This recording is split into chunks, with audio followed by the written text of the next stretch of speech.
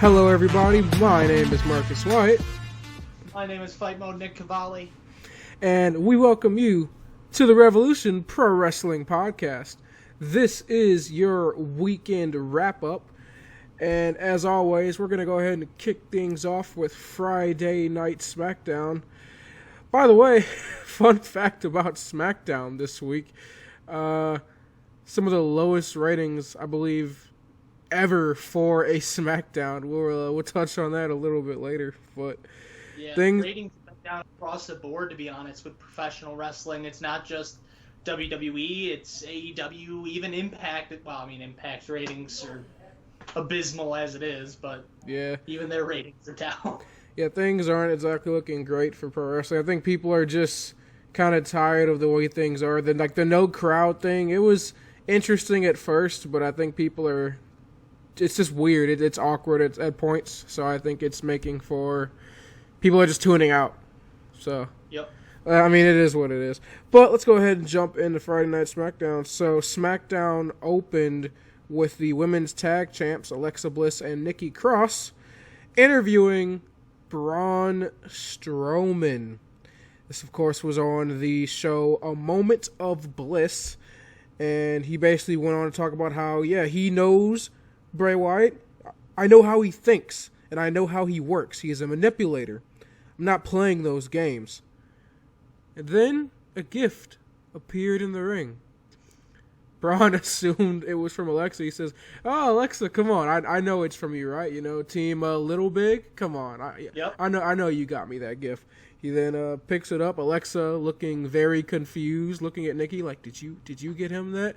And then Braun opens the gift, and it's the black sheep mask.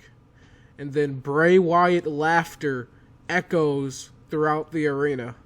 So I loved everything about this. I thought this was really good. Callback to the black sheep of the Wyatt family, that whole gimmick. So what did you think about this? Welcome home. Welcome home, black sheep. I think it's an interesting callback, but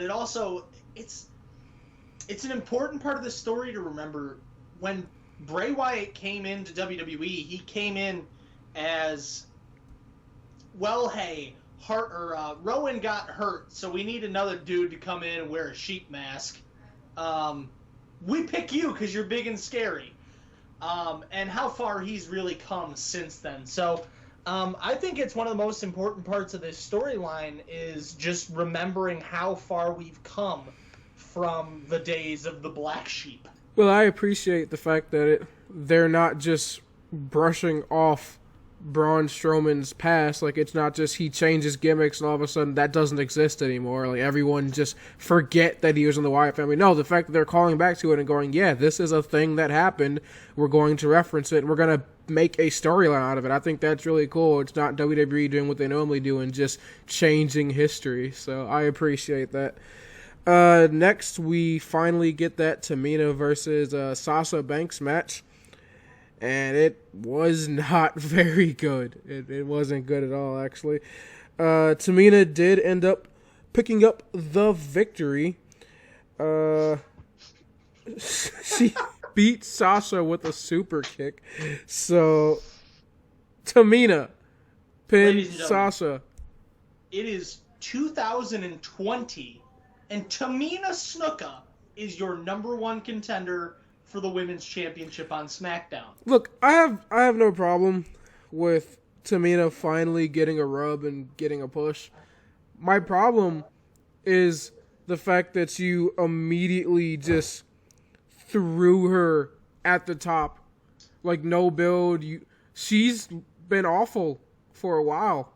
She is almost non-existent on SmackDown. Like, she barely shows up, and then it's like she gets thrust into this doesn't make sense. Yep. But this is the thing. I don't mind the idea of Tamina getting her opportunity. It's the who, what, when, where, and why of the situation. You're right in the middle of a Sasha Bayley storyline, or so we think, and you were just like, Tamina! Yeah, this... Because reasons? Well, this just shows, too, why I've been just echoing this, that the SmackDown women's division is the worst in WWE. Even Raw, I think, is slightly better than SmackDown's women's division. It's awful. SmackDown's division is literally horrible, which it shouldn't be, because you have people like Sasha, Bayley, Naomi, Carmella. I don't get how your women's division is so bad, but you somehow just made me not care about any of these women. I don't get it. Trash.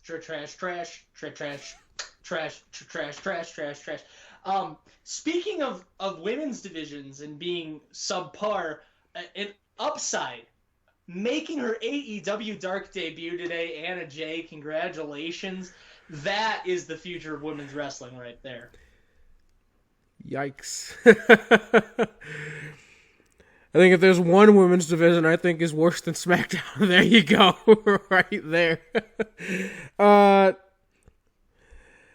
Next, we get Sheamus versus local jobber Denzel Dejournette. Well, it is Dejournette's second match now on national TV. Yeah, he may not even be a local jobber. He might just be a jobber. Like, he's graduated. Is he on the SmackDown roster now? I don't know. He's James Ellsworth. He's the new Ellsworth. Yeah. Let's go, jobber. So, as I always say, job matches are horrible. I never like matches that are just built around squashing some unknown talent. So, this was bad. And then Sheamus apparently had an issue with Michael Cole.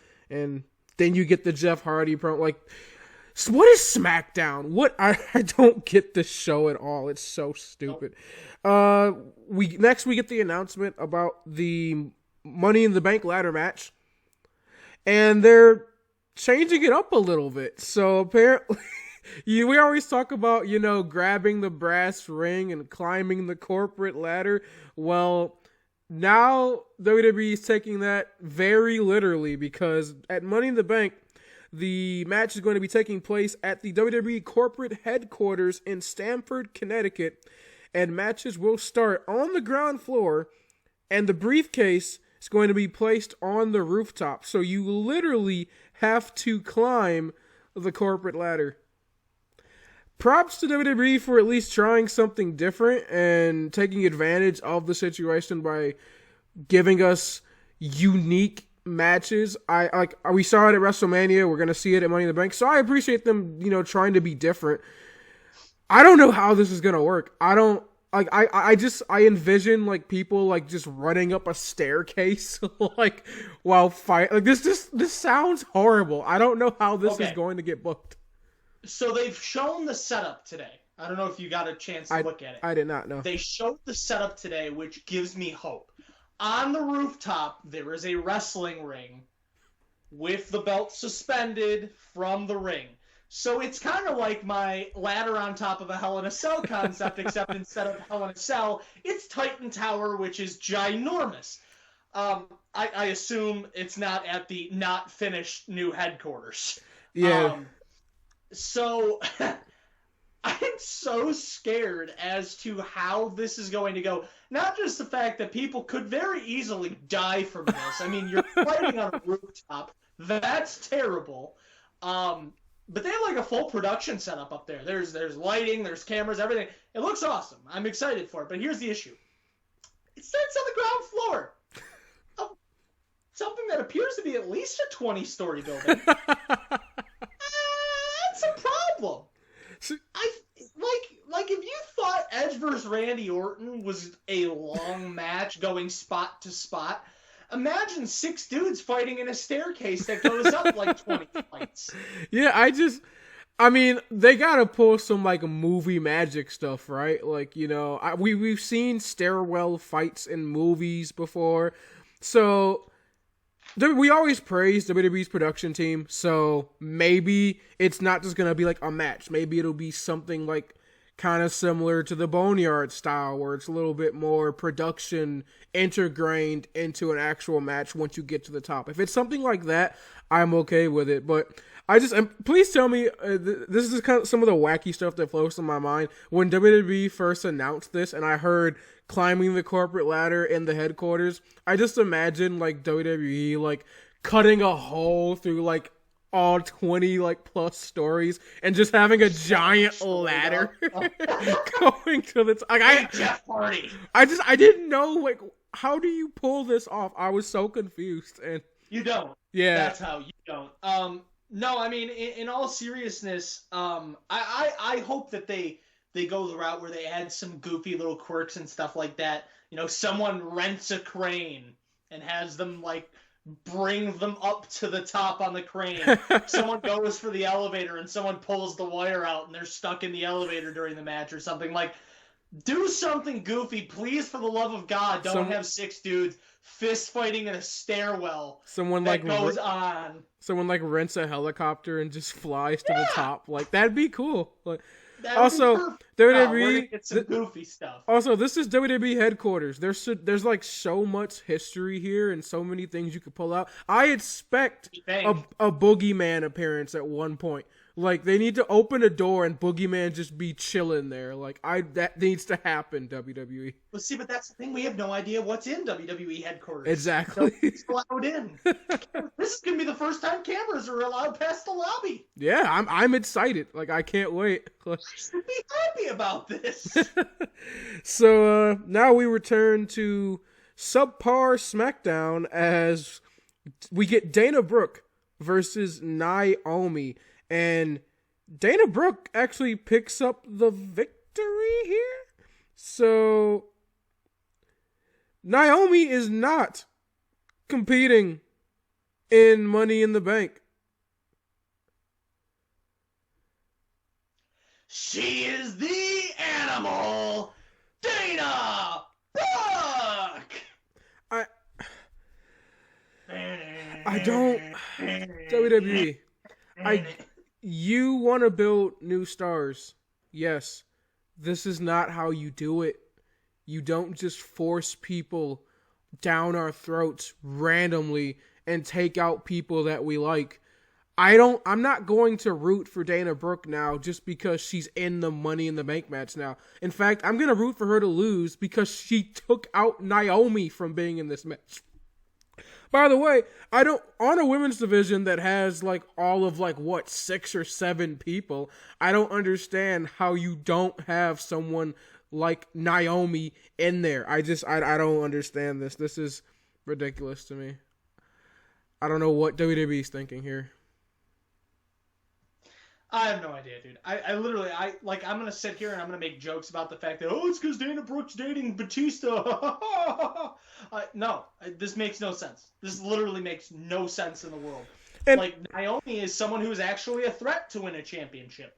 So you could literally just cross Dana Brooke off this already. And honestly, I kind of feel like it's disrespectful, too. I mean, Naomi, this is a person who has won a women's championship. I believe she is a 2-time SmackDown women's champion. And you've just been unwilling to do anything with her of late, and I don't really get why. It's all been Bayley, Sasha Banks. You had Lacey Evans in there winning matches for a minute, which I was okay with that. But, I mean, I don't understand why you refuse to. I'm not saying you got to put Naomi over in the top, but, like, come on now. Like, this is a woman who should be. When you talk about some of the best wrestlers, the top tier of the women's division, she should be included in that conversation. You shouldn't just think the 4 horsewomen, but you should be thinking of women like Naomi in that conversation. And the fact that a lot of people don't really consider her in that tier, it's because of the way you've used her these past couple years.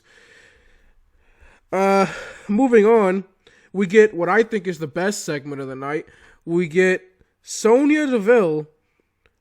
She comes down to the ring and she begs Mandy Rose to talk to her. So Mandy comes out and she says that she doesn't really have anything to say to Sonya Deville. There's nothing that Sonya could say. There's nothing left. Like, after what she did to her and Otis with their relationship, like, this whole thing is over. Of course, Sonya says, "Look, I've known you for years. I spent the last 5 years of my life contributing, building this friendship, this tag team, and you're not even going to give me the opportunity to talk to you? Like, you're just throwing me aside? Like, what? Come on." So finally, Mandy Rose agrees. She goes, okay, you're right. She allows Sonya to speak.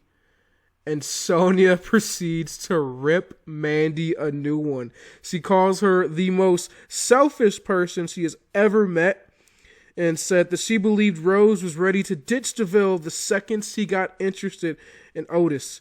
She said that she's tired of being in Rose's shadow, says that she has no talent. She's just, your standard cookie cutter blonde Barbie doll with no actual in-ring talent. She says that she knows her.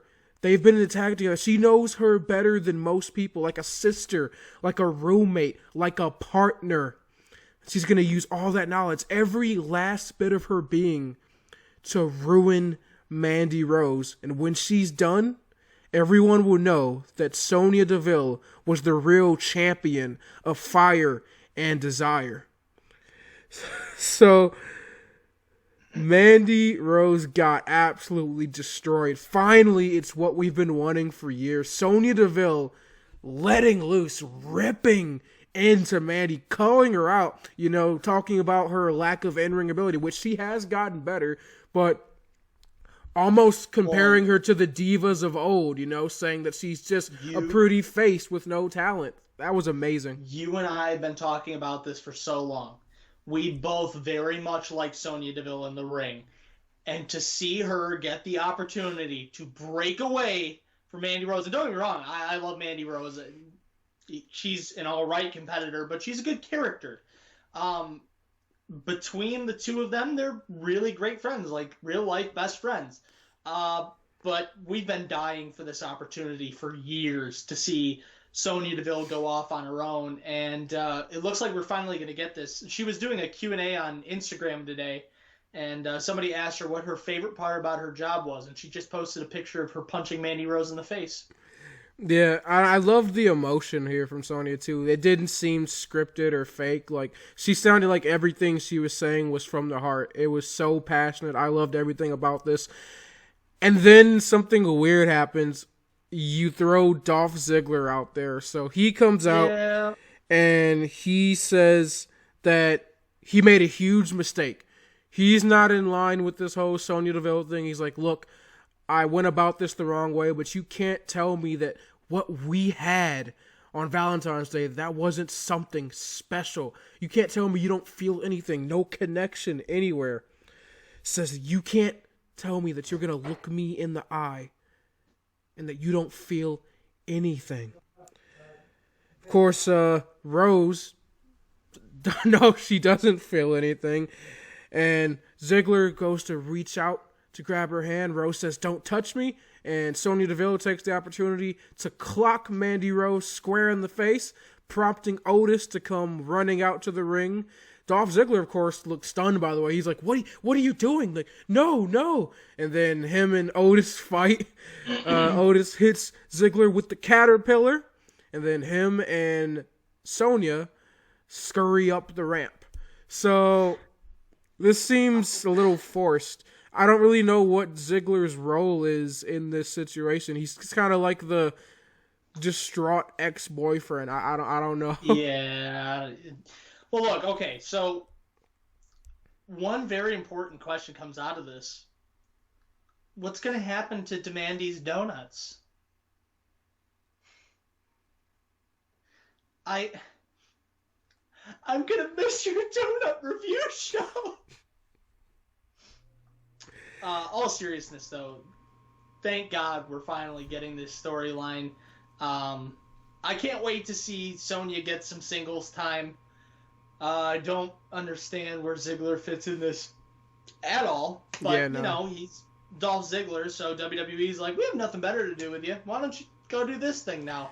Yeah, I was really surprised when they set that list of people who were getting released. I was, not to make a joke of this, but I was just kind of surprised I didn't see Dolph Ziggler's name on that list. Well, and kind of caught me off guard. That was on the list was the head writer of this storyline. Yeah, so a little confusing all around. And then we got to get serious here for a second because We didn't address it in our last video. We haven't made a post on Twitter or anything, but obviously you guys, if you've been following wrestling, you know that WWE Hall of Famer announcer Howard Finkel passed away last week at the age of 69. So WWE had a video package honoring him on Friday Night SmackDown.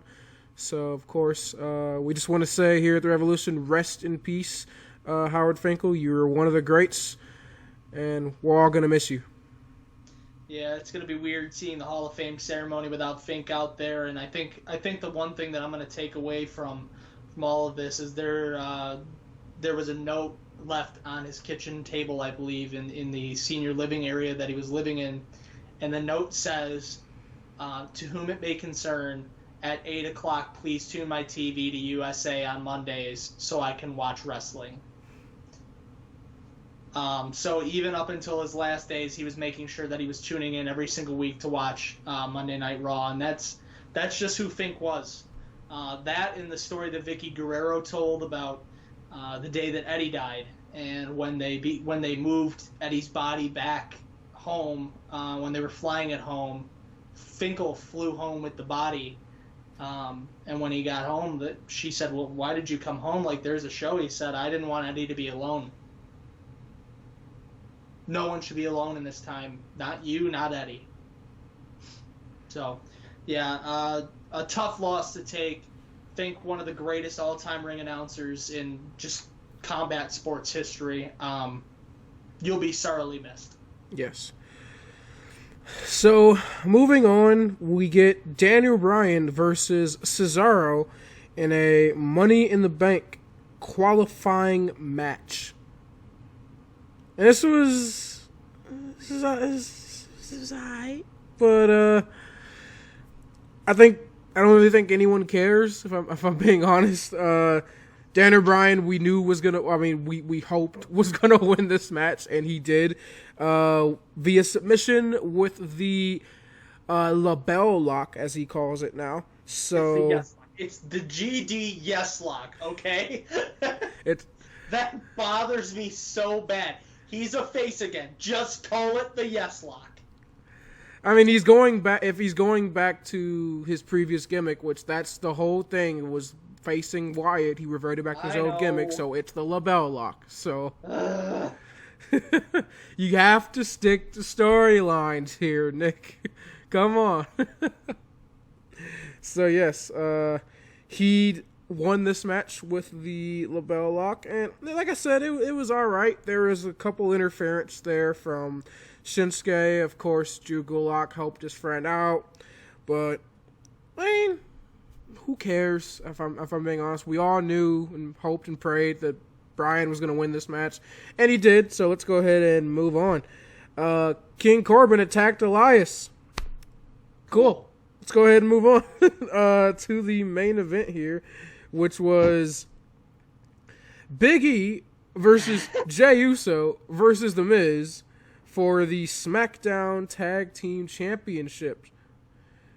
So, I feel like, am I the only one that felt like it was a little soon to be having a Tag Team Championship match when we just had WrestleMania a couple weeks ago? But I'm the only one who thought it was a little soon to have a Tag Team Championship match and watch it was a singles match soon after WrestleMania 30. Yeah. Another singles match for a tag title on the same show involving the same three teams. Yeah, here's the thing, though. It's all different members. The opposite partner. The opposite partners. How cool of an idea. Yeah. Who did you think was going to win this match coming in? I mean, Big E in a triple threat match, or you thought it was The Miz? if we're being honest, did anyone actually think that The Miz and Morrison were going to lose their titles a couple weeks after WrestleMania? No. No. Yes, it's Big E in a triple threat match, but when's the last time Big E has been relevant as a singles competitor? So, no, coming into this, coming into this, I thought The Miz obviously was going to pick up the win here. I was very surprised when Big E actually did win the match. You've put the tag titles on the New Day again. My God, I mean, I love the New Day, but they're like they're just as bad as like Charlotte with the women's championship. They can't lose. They can't go a couple months without not being the champions. What is your obsession with the New Day and Gold? I don't get it. Don't you dare be sour. Crap for your world famous. What is it? 9-time champs now? I have no idea. It's 9? What the F? Yeah, it's long. It's a big number. I think. It's got to be like 8 or 9. One of those two. Look, I don't have a problem with the decision. I don't. But I have a problem with why I think they made the decision, because recently learning about their disdain for Roman Reigns after him pulling out of WrestleMania, we'll talk about that. The first thing that came to my mind was, wow, yeah, The Miz didn't want to compete at WrestleMania either. Wonder what's going to happen to him. Yeah, I still, though, this doesn't bode well for your tag division. It makes Miz and Morrison look weak, like, you just flip-flop the championships around. By the way, I looked it up. This does make the New Day 8-time tag champions, which means they are 1 title reign away from catching up to the record held by the Dudley Boys. So they've already broken one tag team record for holding the belts for the longest. So now it looks like they're getting close to breaking another. So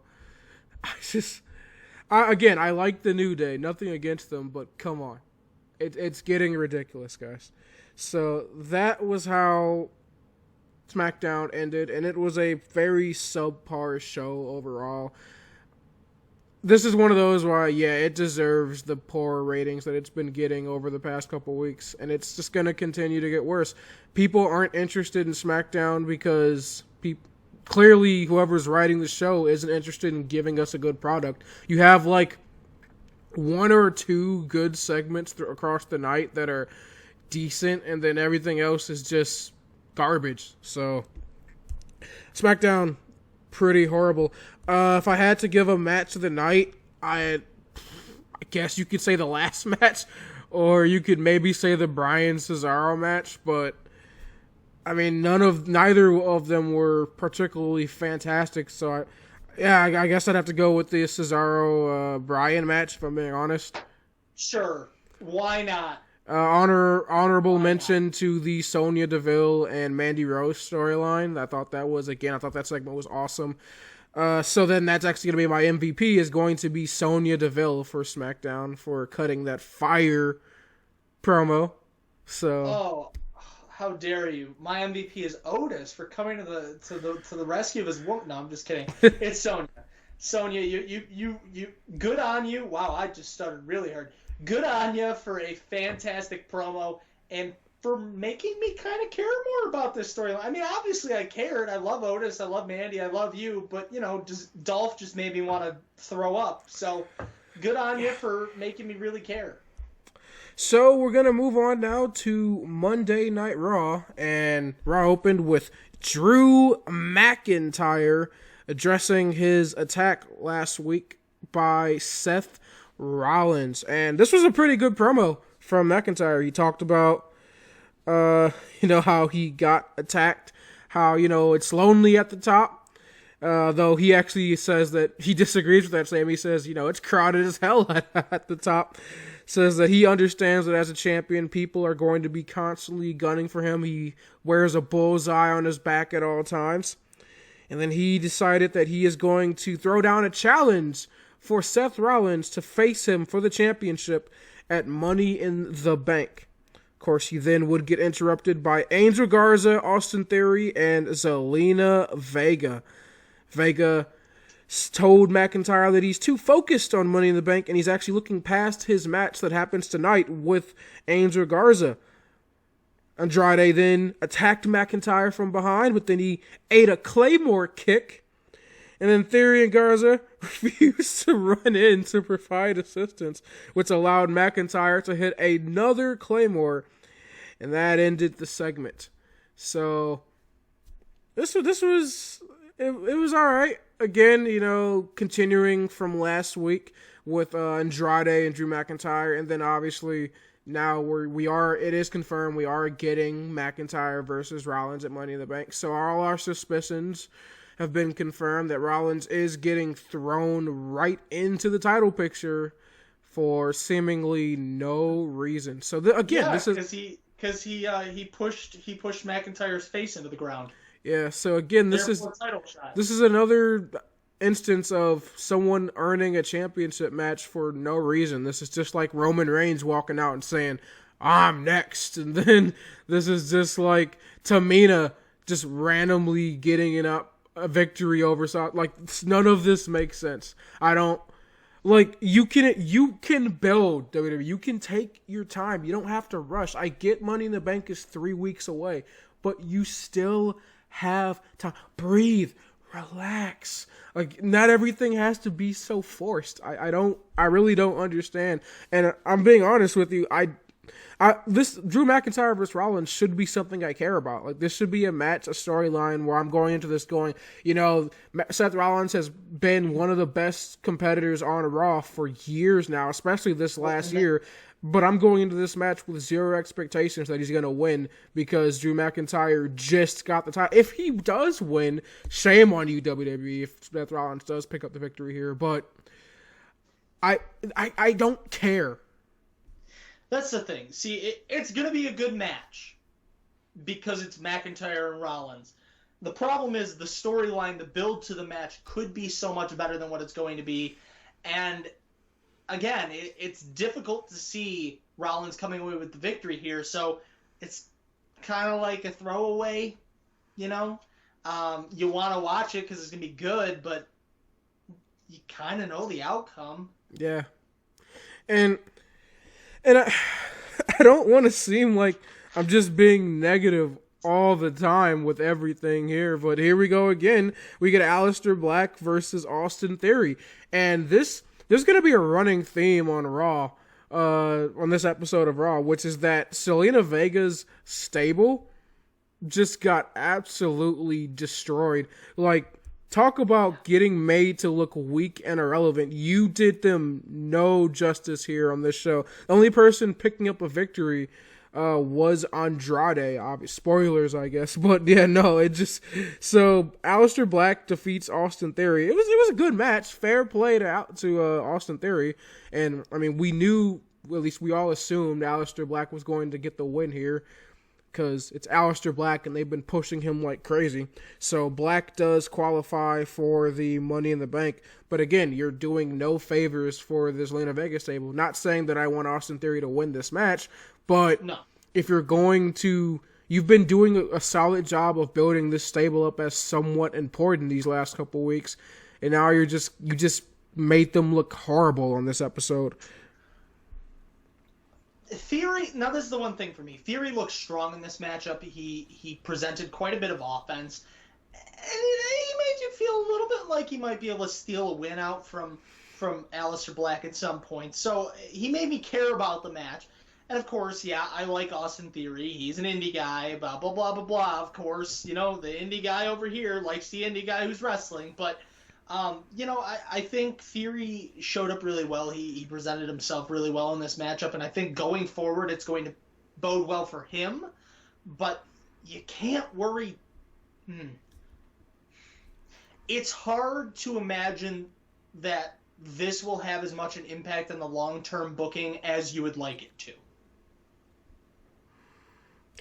Yeah, I fear that you're damaging this young stable. I mean, I feel like you could have gotten anybody to face Aleister in this qualifying match because it was a good match, but you're doing Theory no favors here, I feel like, by just feeding him to Aleister Black, who's just been on a tear. I mean, let's be honest, did anyone think Theory was going to win this match? No. So, next we get Shayna Baszler versus Indy Hartwell. Bye. Yeah, she destroyed Indy and then she stomped on her arm. So this match was won via stoppage. 2 weeks in a row, same thing. So Shayna went from biting people to breaking their arms. So cool. Well, murder's fun, right? Yeah, I'm sorry. The Revolution Pro Wrestling Podcast does not condone murder in any way, shape, or form. These are not the views of the Revolution Pro Wrestling Podcast. Anyways. Just you're not doing... This isn't doing anything for Shayna, like, at all. I'm sorry, but WWE, it's like, you ruined it. I don't care about Shayna Baszler. It's to that point, I don't care. You're having her fight meaningless people in matches that don't matter. You're trying to make her look like a badass again, but it doesn't matter how amazing she looks against weaker competition if you're just going to have her get squashed in the big one. And you can't even, like, put her against the regular women's roster because you already proved that they're no match for her when she eliminated everybody at Elimination Chamber. This is the problem when you make someone look like a monster going into Mania just to have them lose. There's no competition now. What are we supposed to do to build Shayna back up? You can't build her back up by feeding people to Shayna again, because it doesn't matter if she can't get the win over Becky. Am I supposed to be intimidated by Shayna beating up on the pathetic Raw women's roster? No, I don't care. Unless she pulls out a victory against Charlotte Flair, I don't care who she beats. She could beat Asuka 100 times. I just don't care. The one person that wasn't in the women's elimination chamber that I think she could make me care about would be Nia. She did not face Nia. Yeah. No, I mean, if she beats Nia, I guess it's better than nothing, right? Right? Take notes, WWE. Please take notes. So, I am dying for good wrestling. Yeah, I mean, I've been very critical of AEW's women's roster, but my God, SmackDown and Raw are just horrid. It's bad. It's really bad, guys. Right now, it's NXT or bust. It is NXT, and I've been seeing people, by the way, critique this thing with Charlotte, and I don't understand where the criticism's coming from. But I'm not the biggest fan of it, but by God, I mean, where's Nyla Rose been for the last 5 weeks? Becky? Like, I've been seeing, come on. I've been seeing people complain that we're getting more of Charlotte. Like, I actually saw people on Twitter complaining that, oh, now we have to see Charlotte twice a week. You these are the same people that when Brock Lesnar goes AWOL for weeks, when freaking Riho no-showed, went ghost for months at a time. Same people complaining. But when Charlotte Flair actually wants to push the NXT Women's Division and show up on both Raw and NXT, which I guess she is technically roster members of both now, you're complaining about that? Like, this is what I'm talking about. This is the thing. And look, I know we do a wrestling podcast, and this is going to be a super unpopular opinion. Wrestling fans are fickle. Daniel Bryan was 100% correct when he had that. Like, that gimmick is based in reality. I hate to break that to you. We're fickle. That's what we are. I mean, how many years ago were we sitting here talking about things like, I really wish that they would push people like the Four Horsewomen need a push. Bayley has not been respected on the main roster. She's a champion now, and I'm like, please take it off of her. Anybody else? We are so fickle. So when we're sitting here talking about we're getting too much of Charlotte, we're seeing Charlotte twice a week, I'm also sitting here going, where has Nyla Rose been? You're a champion. Yeah. Hell, like you said it before, where's Becky Lynch? Like, I don't get, where was Bayley last week on SmackDown? Like, I don't, you got Charlotte's showing up twice a week, which is twice more a week than Brock Lesnar or Goldberg can be bothered to do. So yeah, actually, I think at this point, you could say Charlotte's a better NXT champion than Adam Cole. At least he's a better NXT champion than Adam Cole. Adam Cole is afraid. But yeah, it blows my mind, honestly, the things that people complain about. I mean, I Because if it's if you're not one thing, it's the other. yeah, if you're, I mean, That's how it is. this is what I say. There are so many things you can be angry and upset at WWE for. Pick the right things. Like, get mad at what you actually need to get mad about. I mean, again, we just had a whole host of superstars get released out of the blue last week, and I got people angry that Charlotte Flair is actually defending her title, like popping up and competing on shows multiple times a week. Why are you angry about that? I don't get it. Fans, it's the Goldilocks effect. It really is. Too hot, too cold, just right. Except the difference is in wrestling, it's too hot, too cold. Yeah, we don't care because it's in the middle. Yeah, I guarantee if it was Rhea Ripley popping up on both Raw and SmackDown every week, nobody would say a thing, right? Like, but they would find a way to get upset about it because you know why? We're wrestling fans. That's what we do. That's what we do. There would be a population of the crowd that would be pissed. We talked about this when we were in Chicago, when we first had the idea for this channel, when we were at All Out, and I was rooting for Chris Jericho, you were rooting for Hangman Adam Page, and there was a huge contingent of wrestling fans who were upset that Jericho won the first AEW World Championship. Understandably so, because Hangman's a younger guy. And a lot of people came around to understand why they did put the belt on Jericho, but at the same time, there would have been a contingent of wrestling fan who would have been pissed if Adam Cole would have beat Jericho. So, I mean, any way you go in wrestling, there will be a contingent of fan who goes, yeah, I don't like this. Because that's how wrestling fans are. yeah, I mean, Ooh, we like John Cena. Nope, John Cena's too good. Oh, John Cena doesn't show up enough. John Cena's on my TV too often. There's no in-between for wrestling fans. yeah, it gets to be a little ridiculous after a while.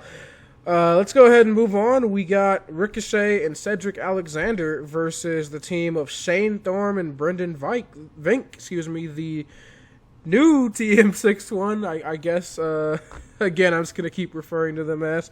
So, they looked good. TM62? TM62, yeah. So, this was an alright match. You know, it wasn't fantastic, but it served its purpose of getting Ricochet and Alexander back into their winning ways. They would, of course, pick up the victory. Cedric Alexander would hit the lumbar check on Thorne for the pinfall. So, nice to see that, again, this is building people up the correct way. You had them lose last week to former champions in the Viking Raiders, but then you send them back out there and face, you know, a kind of new tag team again in the likes of Thorne and Vink. I mean, yeah, they've been teamed together for a bit now, but they're still relatively new. So it makes sense that they'd pick up a victory against them. So props to you, WWE, for doing the right thing there. Nice to see Ricochet and Cedric getting the victory here. A good, smart, slow build for a tag team, and these are two currently underutilized guys on the roster, so that's a perfect opportunity for them. Is this where I want them to ultimately go? No. By God, no. I would love to see Ricochet as a world champion, but, you know, this is WWE, so you have to be big and sweaty and big and sweaty and big. So, yeah. Yeah. But yeah, no, I think this is the right way to go, and I mean, that's nothing against Thorne and Bink. I think both of those guys are really good competitors. TM62, as we're calling them, they exist, I guess, but I'm excited to see how this continues to build over the next couple of weeks, despite it being two single stars just slapped into a tag team because we have nothing better to do with them. Yeah. So we get a quick interview backstage. Kairi, Sane, and Asuka were interviewed, and Asuka said that Sane was ready for her rematch with Nia Jax. So we're getting the same match again, as if it wasn't cringy enough seeing it the first time. I'm going to just tell you what happens. Nia Jax destroyed Kairi Sane. Like, who cares? I don't care. Rest in peace to our friend Kairi Sane. I don't even know what you're even doing with Kairi Sane anymore. I mean, my God, put this woman back on NXT because you don't know what you're doing with her on the main roster. She went from being like, she had so much potential. She went from being like one of the hottest female wrestlers in your company, and now no one cares. Like, she's treated as a joke. When you see her in matches, realistically, no one thinks she's picking up the win, which is a shame because this is a woman with, by the way, one of the best-looking flying elbows in the business. But you wouldn't know it because she never gets to hit the damn thing. So this is just so trash for a multitude of reasons. Speaking of trash, Bobby Lashley flipped a tire. Look.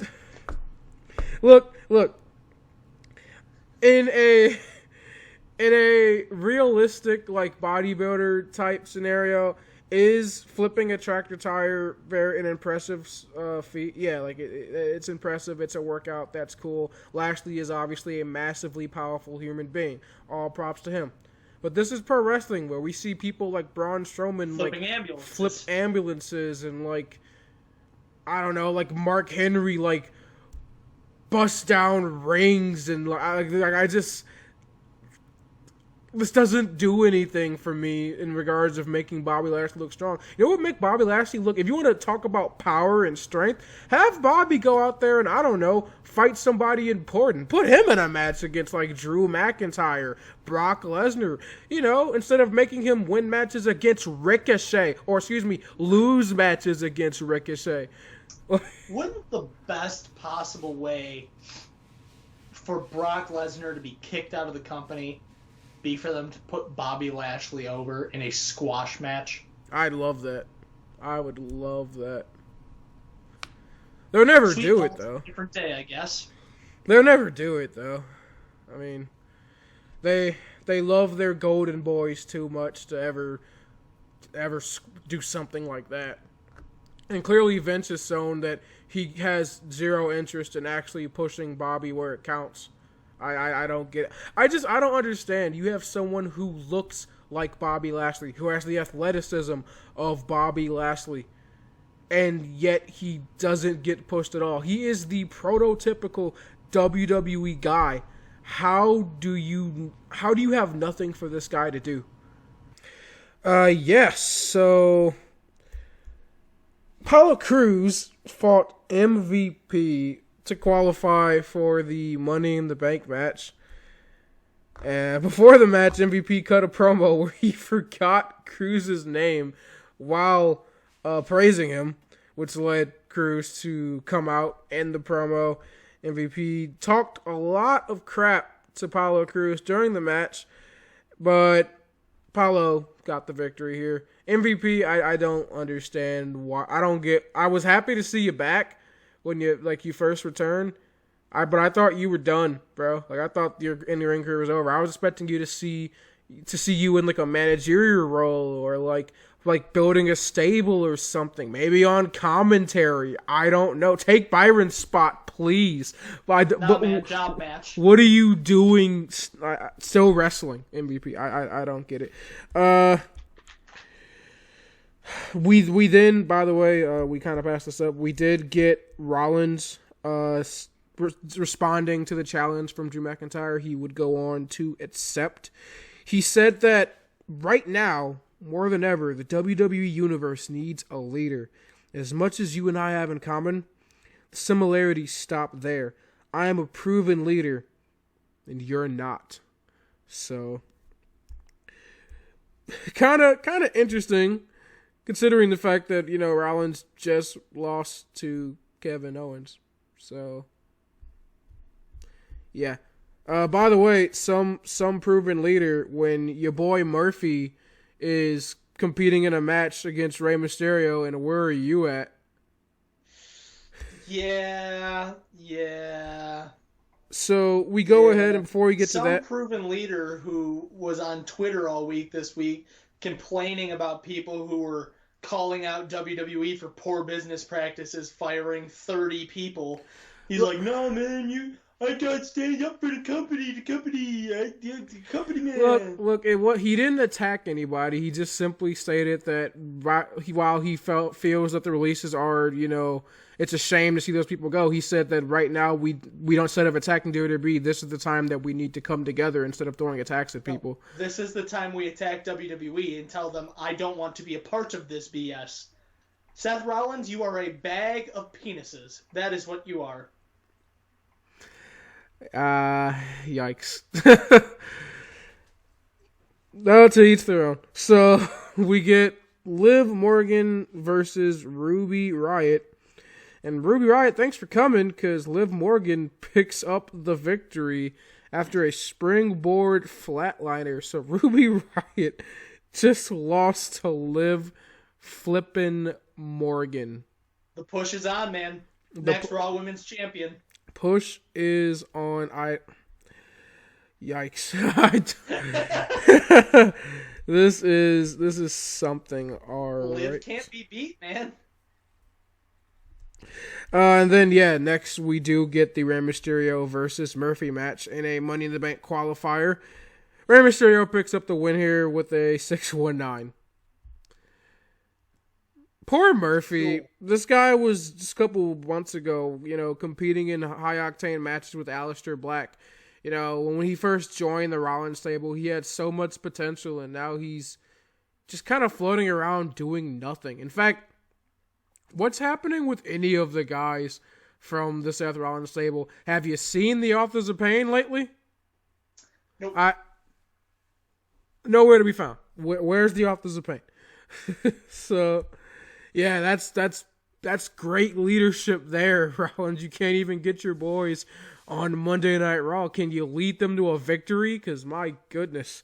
But I guess, though, I mean, after how many weeks of that stable picking up victories against whatever team Kevin Owens had every Monday night, I guess they were bound to lose at some point, right? But we do get... They need to just get the push of the century and just win every match. So we get Charlotte Flair versus Kaden Carter. This ends just as you expected would, with Charlotte winning via the figure 8.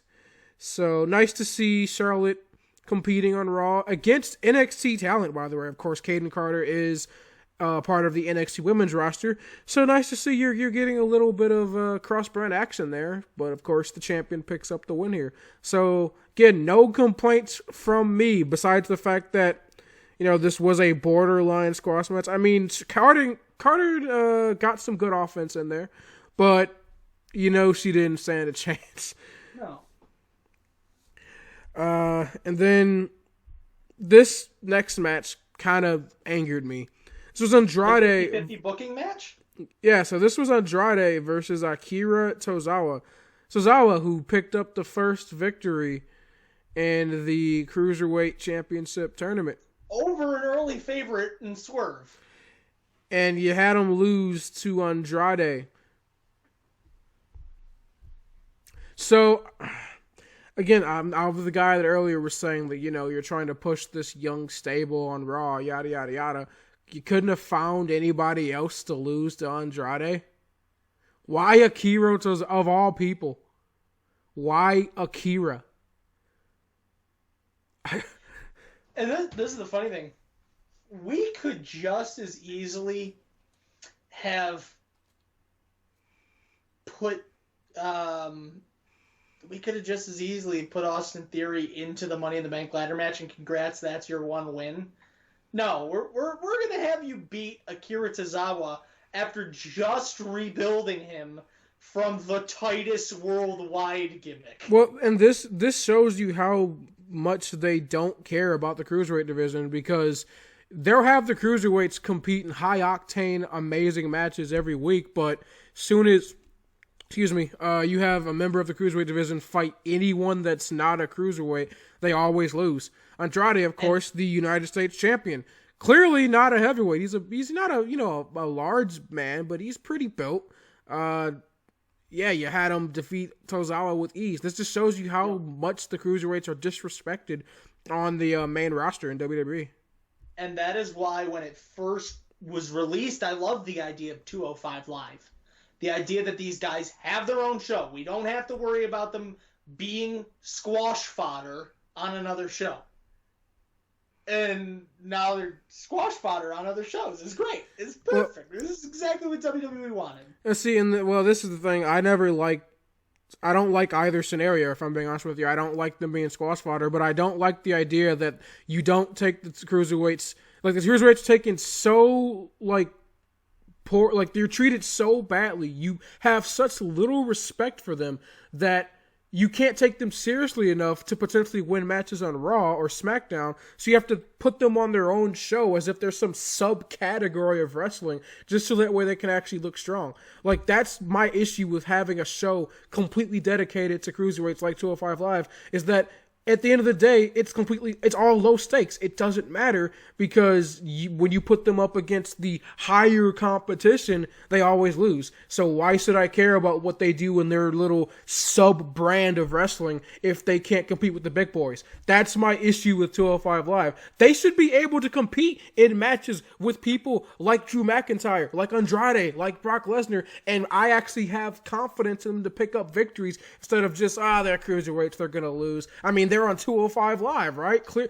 I associate 205 Live with main event now. In fact, that no one watches it, and it's all jobbers. So why should I care?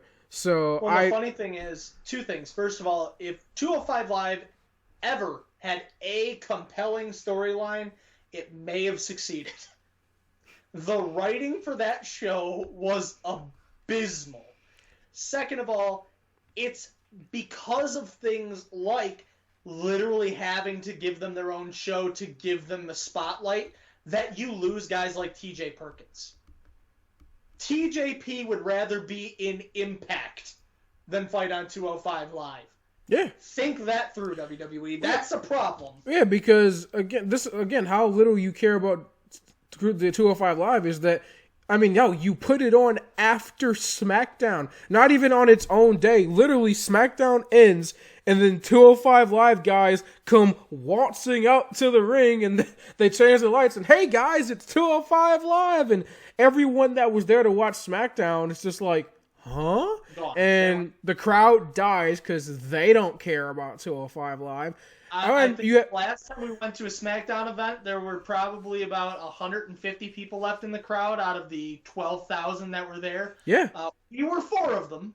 Yeah, like we actually stayed and enjoyed. We had a Noam Dar chant going for a minute. Well, here's the funny thing is that even some of the people that stayed, I mean, they were all drunk at that point, and they were booing, they were chanting like, "Get these skinny guys out of here! No one cares about the flippy stuff." Like that's the crowd you're dealing with, guys. Like, and that just shows you, like, these guys were out there doing amazing things, by the way. Like, the action was incredible. But when you treat them as a joke and you tell us that we shouldn't care, then you have the fans that will go, okay, I don't care. And that's the way they responded.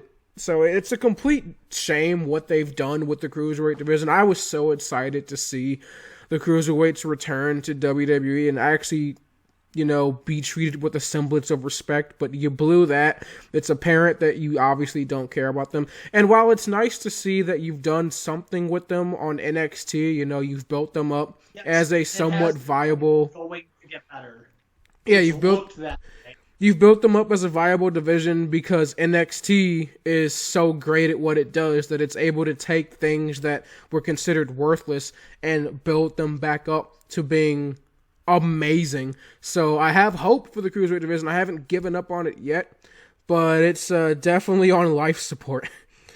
Not last, because we actually have one more match after this. We get Bianca Belair defeating Santana Garrett.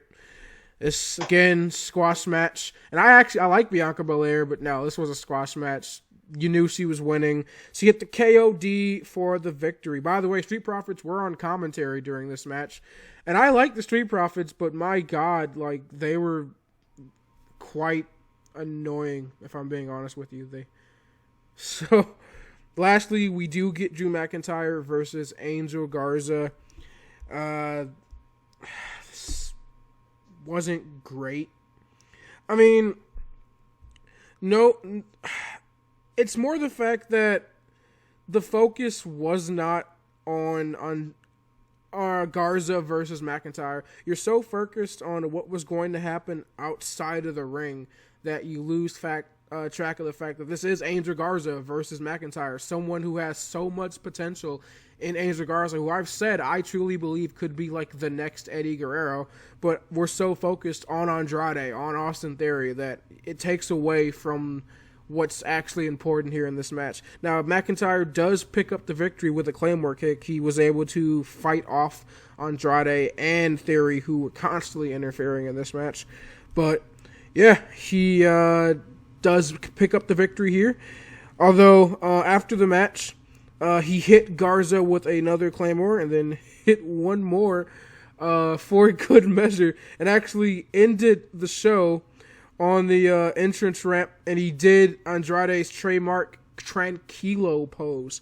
So McIntyre looked very strong here, but as I said before, yeah, Zelina Vega's stable, just minus the Andrade match, made to look pretty weak, especially at getting single-handedly destroyed by one guy at the end of the night.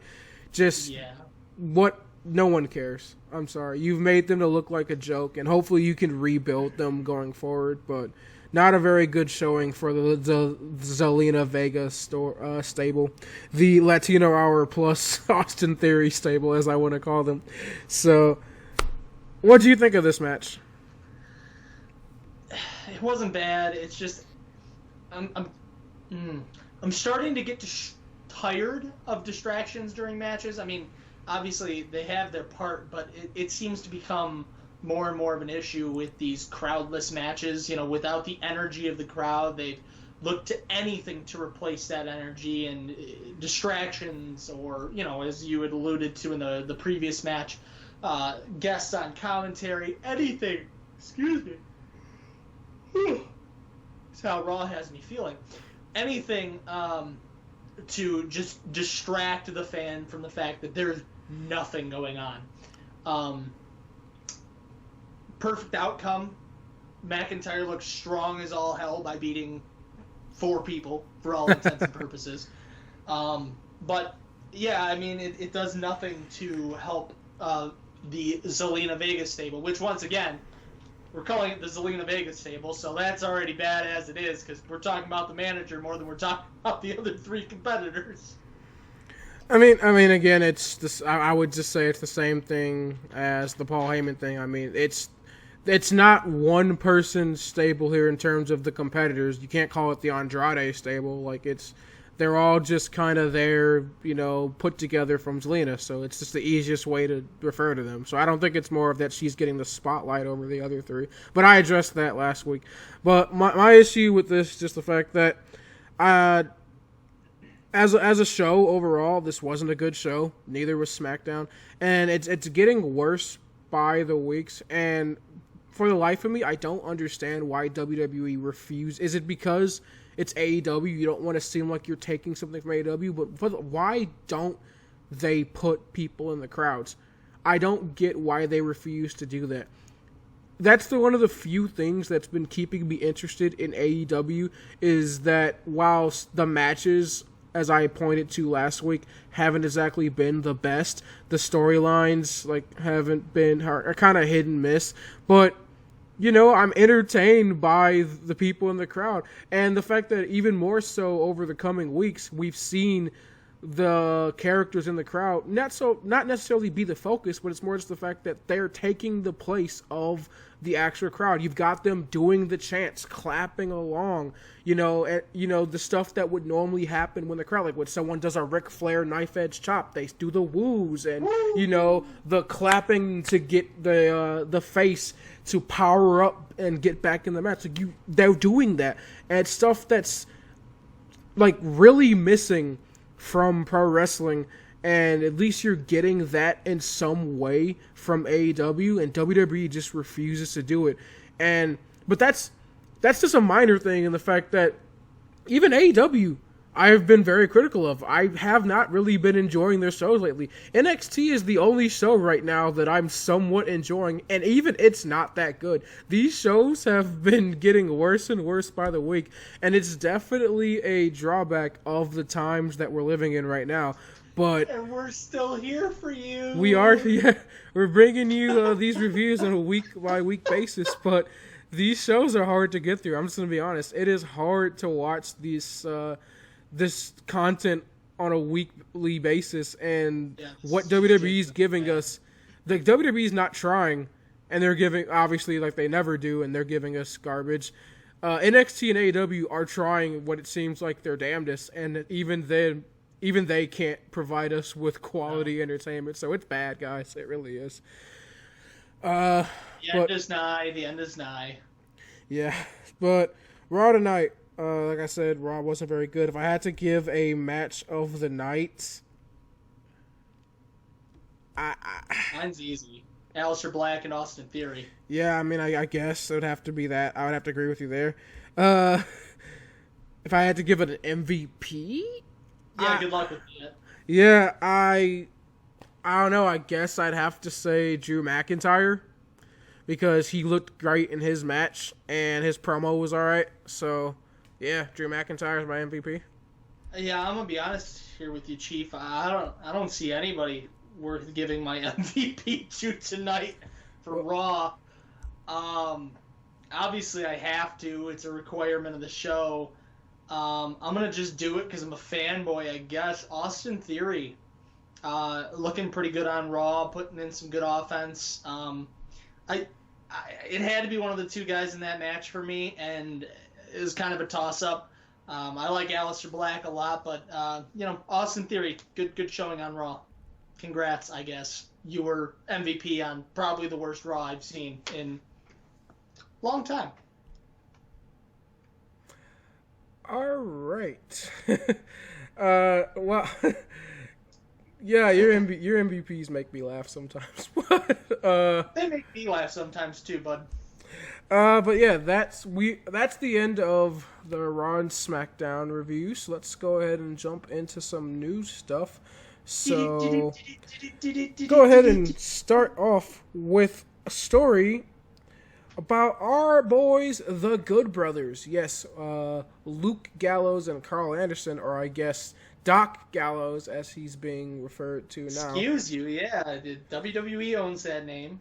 So this is, of course, talking about them when they were in WWE. So we remember a little while back when it came out that Luke Gallows and Carl Anderson were undergoing contract negotiations with WWE, and a lot of people, yourself included, speculated that they would end up leaving. They weren't being used very well, and people thought that, they're probably gonna, end up leaving.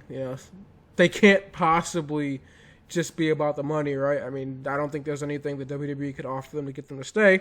Obviously, that proved to be incorrect, and they did end up staying. And we kind of wondered, why? What caused them to stay? Obviously, they did get used in some storylines. We did get the birth of the OC. So, but this clears that up. So, this was from sportskita.com. And of course, it was revealed from the Wrestling Observer Radio from Dave Meltzer. He was asked if Gallows and Anderson had voluntarily asked for their release.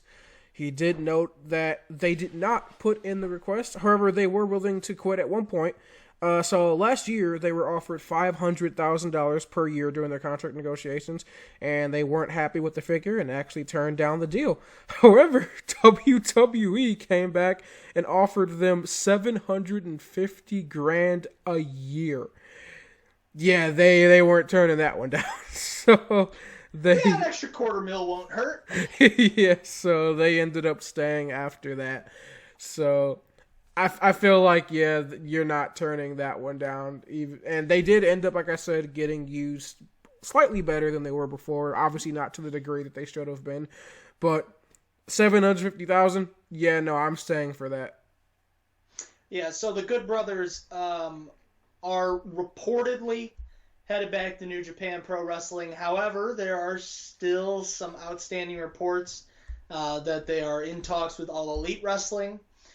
Including, recently, they posted some photos of themselves with the Young Bucks. Yeah, that was it. Well, don't you have an article? Oh, yeah, I just was waiting on you to give me a transition point. Yeah, actually, ironic as this may be, I have two articles, well, not so much articles as they are news stories. We're going to move over to the NFL for both of these.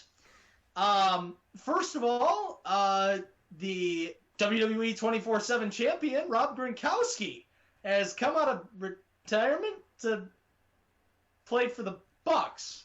So the New England Patriots traded Rob Gronkowski and a 7th-round pick to the Buccaneers for a 4th-round pick so Gronk can play with his buddy Tom Brady over in Tampa Bay. Gronkowski is, however, still the 24/7 champion, and WWE released a statement saying that he is still the 24/7 champion, and as such, he has to defend that championship anywhere at any time. I mean, you see in the touchdown celebrations where guys go through that WWE pin. I mean, what happens if Gronk gets pinned by one of his teammates in the end zone? That's what I'm thinking. Then that guy's the new 24/7 champion. Right? So I like this because whatever it takes to get Gronk off my television, I'm perfectly happy with this.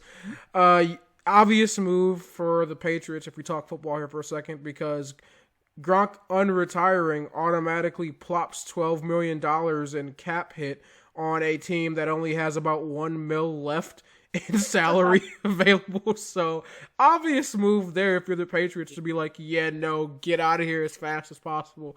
So it makes sense. Honestly, not surprised that Gronk would unretire. I think everybody saw it coming that he would be back. He'd been talking about it forever. He just didn't want to play for Belichick. Yeah, no. If I'm being honest, or anyone like Belichick, apparently, because he said if Patricia would have got him with the Lions, he would have retired. Yeah, no. Well, I think it's the same thing with Tom, too, is that they were just ready to get out of that situation and go somewhere new.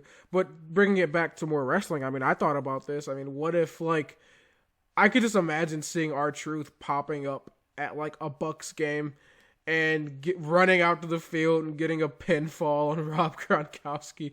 Oh, yeah, like a preseason game or something. I could definitely see that. Or even, like, at the end of a quarter or something, like, end of a half. Like, just imagine R-Truth just running out there or doing a timeout, something. Yep. Like, that'd just be great. I mean, we've seen WWE guys pop up at NFL shows before. I mean, what was it, like Cesaro that was walking around with the WWE Championship at, like, a Lions game, which made... It was the Pistons game. Pistons game, excuse me, yeah. But it was Braun Strowman that was at a Lions game, and he was walking around with the WWE Championship, which didn't make any sense, but yeah. That's a very large man. We found that out. Yes, we did. So, my second bit of news from the NFL also has to do with wrestling. Jacksonville Jaguars outside linebacker Yannick Ngakoue is seeking a trade, and boy, did he have some words about Tony Khan. Tony Khan, the son of Shad Khan, Shad, the owner of the Jacksonville Jaguars, Yannick Ngakoue called him a clown. Basically said that he doesn't reside in the real world and that he's an idiot and he's a clown. He kind of cut like a Jericho-esque promo on Tony Khan. Oh, my friend, he said way more than that. I mean, he basically was telling him to square up. I mean, he told him to stop hiding. He called him a mo. He said that, since you're feeling, big and bad on Twitter, I mean, how about, we get a little bit more, personal. We revere some truths here. He got more in-depth about his contract negotiations with the team. So... yeah, going ham. And by the way, Tony Khan did not hold back. I mean, my man... He never does. Yeah, no. He never does. They went back and forth on social media, but ultimately not a good look, I feel like, for either party in this. It's not a good look, obviously, for Ngakoue. I mean, you should never just go out of your way to call out your organization on social media. But then you, as the head... part owner of that team, and Tony, dude, what are you doing? Like, well, this is the thing for me. It's like, Tony, you have so much on your plate.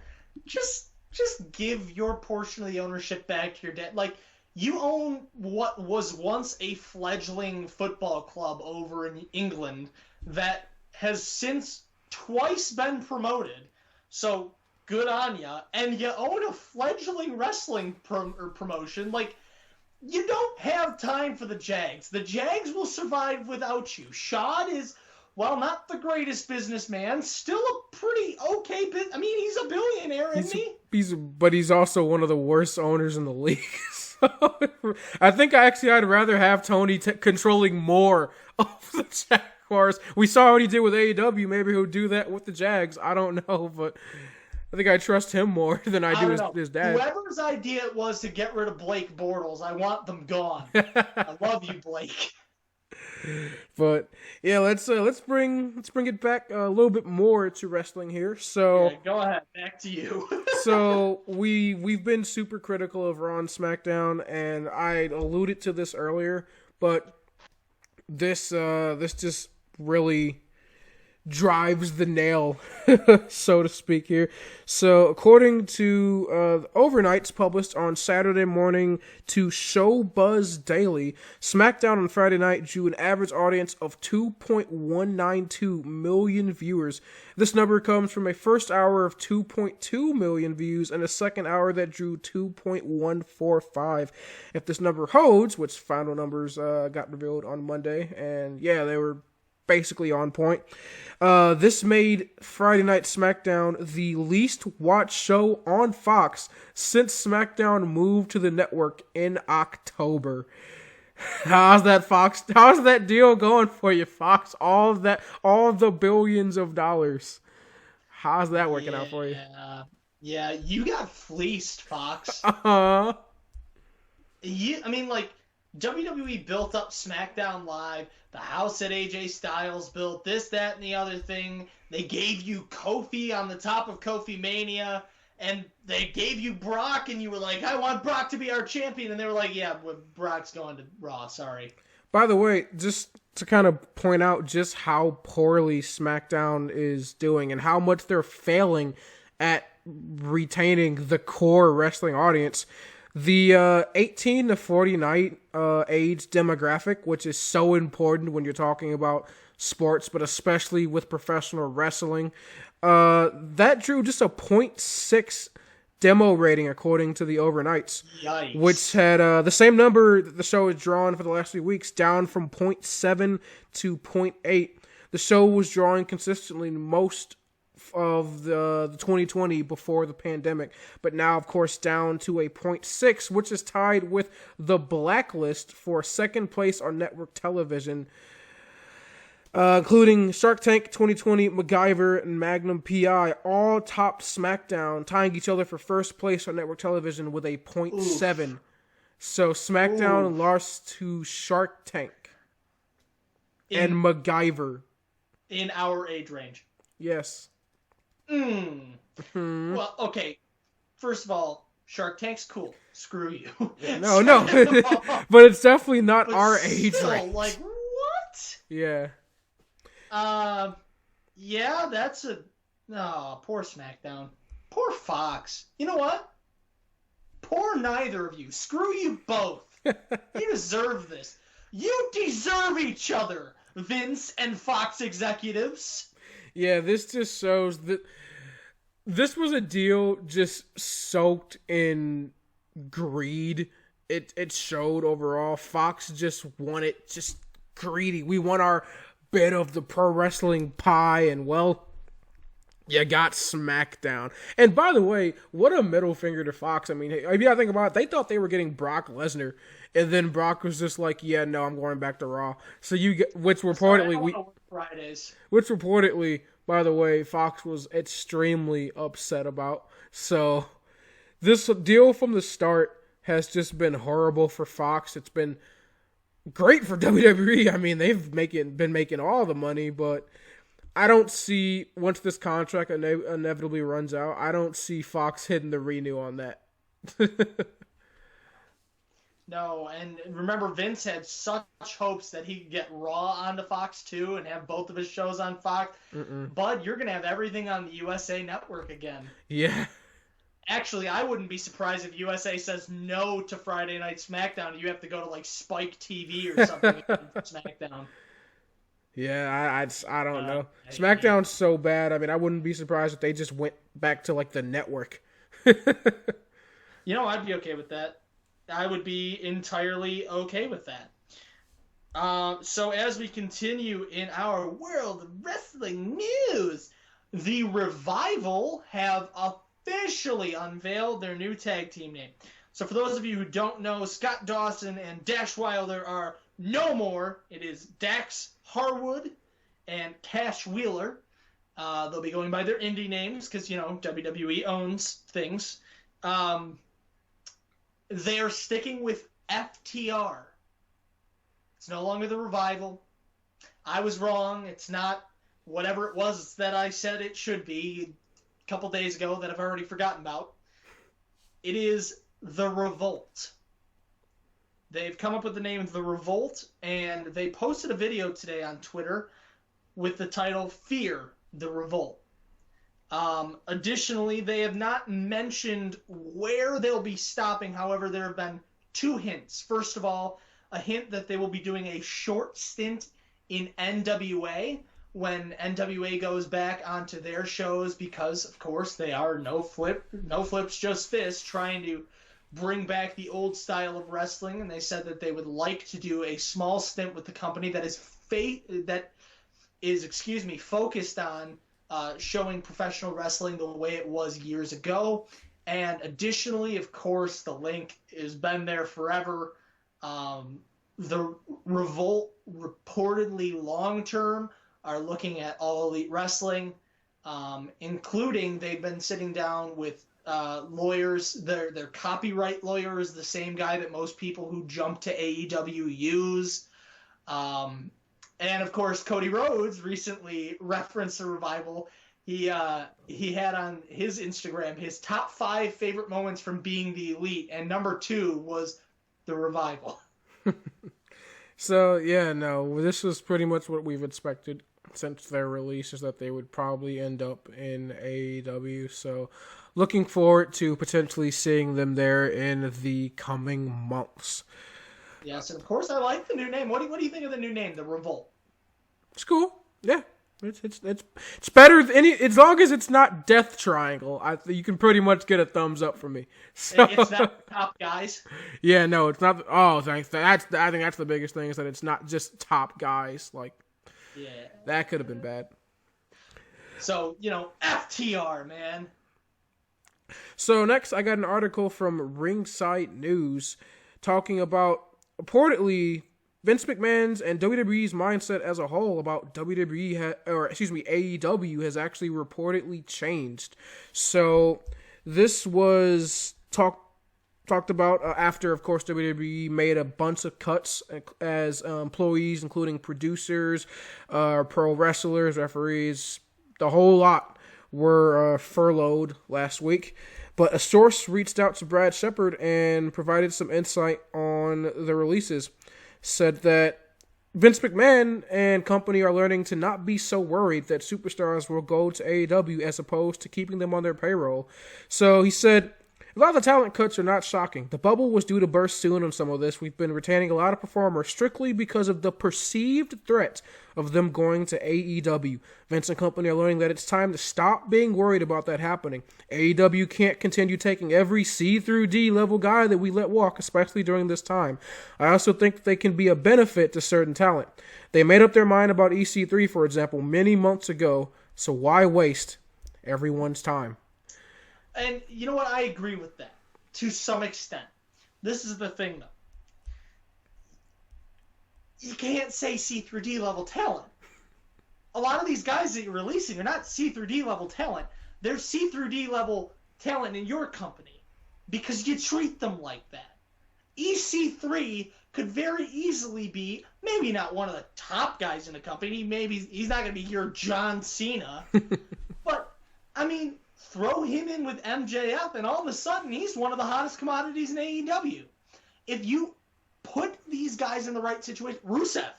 Oh, yeah. Rusev is a fantastic athlete. He's over as all hell. He had one of the most over gimmicks in the world, and you refuse to use him correctly. Well, they're see-through D-level talent because of the way you use them. Well, I think you're taking this a little bit out of context. I don't think he's saying that everyone that was released is C through D. I think he's just simply saying that AEW can't take everyone that was released from the company, and that the majority. Hey, and we have reestablished connection. Nick, can you hear me? Yeah, I got you loud and clear there, bud. All right, yeah. Apparently my router decided it didn't exist anymore, and I was connecting to the neighbor's internet, which I don't have the password for. So, yeah, all I'm saying is you understand the perception of the way that sounds. Like, Yes. you gotta have somebody reread what you've written. Well, they can't take in all our C-through D-level talent. You just released Rusev and the Good Brothers. Are you kidding me? Yeah, no, I understand what you're saying because, I mean, you can't take in everybody. And a lot of these guys, I mean, look, they're not bad wrestlers, but they're not guys who are going to show up on AEW or WWE. They're guys who could be B-level talent on Ring of Honor or PWG or something like that, but like a hard hitter in PWG could wind up only being like, I mean, look, the perfect example, Private Party was one of the top tag teams in oh god, what was it? House of Hardcore, I think it was, HOH Wrestling. I could be totally wrong. No, HOG, House of Glory. Sorry, House of Hardcore is a podcast. In House of Glory Wrestling, they were the top tag team in the company, and they are B-level talent right now at best in AEW. But that doesn't mean if they were to go somewhere else, they wouldn't be great. It's just it's a higher ceiling. But to say C and D level talent, I'm just like, oh my god, I know what you mean, WWE, but come on. Well, it's funny to me. I think because what I got from this was I look at this more of as a positive, and the fact that we've complained about for a while how the fact that WWE loves to stockpile talent and just collect people just so that they're not wrestling elsewhere. And this reflects a change in mindset, and that going forward, that may not be the policy for the future, and that instead of paying these guys hundreds of thousands to millions of dollars just to sit in your company. I mean, we've talked about how Vince McMahon would rather pay certain people to sit on the couch every week than actually let them wrestle somewhere else. I mean, how the Good Brothers, Luke Gallows and Carl Anderson, are a perfect example of that, paying them $750,000 a year to back up AJ Styles on a weekly basis. So seeing that they're no longer going to just, shell out all the cash just to fill your roster spots and actually go, you know what? No, it doesn't matter if these guys go to AEW, go to New Japan, go to TNA. It doesn't matter. Like, they want to go and compete over there? So what? That's fine. I think that's a good thing for the wrestling industry as a whole, and it's definitely a good thing for WWE going forward because, like they said, the bubble was bound to burst. It's like the housing market. You can't sustain that level for forever. Eventually it's going to happen. Like, it's going to fall apart. Yeah. The funny thing is, and I've thought about this a couple of times, where this really starts getting murky is when WWE signed Shinsuke Nakamura, AJ Styles, and the Good Brothers. That's when Kenny Omega and the Bucks and those guys all get the push in New Japan. That's when the Elite starts to form. That's kind of where the seeds are planted for AEW, and it kind of makes you think, if WWE wasn't so worried about hoarding talent a couple of years ago, is AEW even around right now? Yeah, I mean, that is a good thought to have, especially if you don't misuse guys like Cody. And allow them. The I mean, WWE, you built your own competition. You did it to yourself. I mean, they always have, though. I mean, look at WCW. It was pretty much made up wholly of ex-WWE guys. Look at Impact. It was made up of, literally founded by Jeff Jarrett. So, I mean, it's, with how massive WWE is, I mean, after destroying the territories and knocking out WCW, obviously, your competition is going to, at some point, like, you're going to create your competition. That's just when you're that massive. It's like the hero-villain problem in comic books. I mean, the villains are always created by something that the heroes did. So it's a cause and effect product always. So it makes sense that, AEW would come about as a result of actions from WWE. So it makes sense. So speaking of AEW, an AEW star made a post on Twitter, a tweet, if you will, that was not particularly surprisingly well received in the 15 minutes or so that it was up. Good old Chucky T, Chuck Taylor, who, I mean, he says a lot of outrageous things on Twitter. That's kind of who he is. There's literally a thing every week from AEW that is things Chuck Taylor said on Twitter this week. So I don't think this will be on that segment, though. Yeah, no, take that as you will. Chuck Taylor tweeted out that I'm definitely getting fired when AEW signs all these WWF guys. First of all, we dropped the F a while ago. It's E. Has been for a while now, Chuck. Yeah, if that's his attempt at humor. 2000, I guess. Yeah, if that's his attempt at humor, like, ha, very fun. I don't know if it's still WWF or WW. Like, come on. Additionally, a lot of people lost their job, dude. Yeah. Now, of course, this is where you also get the whole thing that Seth Rollins came out and he mentioned something on Twitter as well about not giving any backlash to WWE and coming together and supporting these guys and all that stuff. And while, yeah, we do need to support the indie wrestlers, and by God do we need to support indie wrestlers through this because this is their livelihoods. This is a perfect example of Rollins towing the company line and just saying, hey, guys, don't point your guns at us. But yeah, so Chucky T said something not so great on Twitter, and yeah, this is an example of where being edgy and being the guy that'll say anything and everything, just to get a reaction can backfire when you don't know when is the appropriate time, and that clearly wasn't the appropriate time and not something that you should be making light of, if I'm being honest. That's a very serious issue. Again, a lot of people lost their jobs. I mean, this could affect people for quite a bit. I mean, you're talking about, house payments, car payments, supporting your family. I mean, this is serious stuff. And to kind of make light of that, I get, like, in a bubble, in a vacuum, I get the joke. Like, oh, get it, because, AEW, they're known for signing former WWE guys. So, I may, I'm going to get put to the wayside. Like, I get it. It's also kind of self-deprecating humor. So, I get it. But of all people, we get that. Yeah, but dude, know when and where. That just wasn't the time. Yeah. Additionally, I apologize for my incorrect wrestling knowledge. WWF started their Get the F Out campaign May 5th of 2002. Yeah, that was a thing. So, let's go ahead and move on to the next story, and that is about our guy, the big dog, Roman Reigns. So, WWE has reportedly ordered Roman Reigns' name to be removed from all TV broadcasts, and reportedly, our guy, Joe, as I affectionately call him, is going to be getting scrubbed, potentially blacklisted from WWE.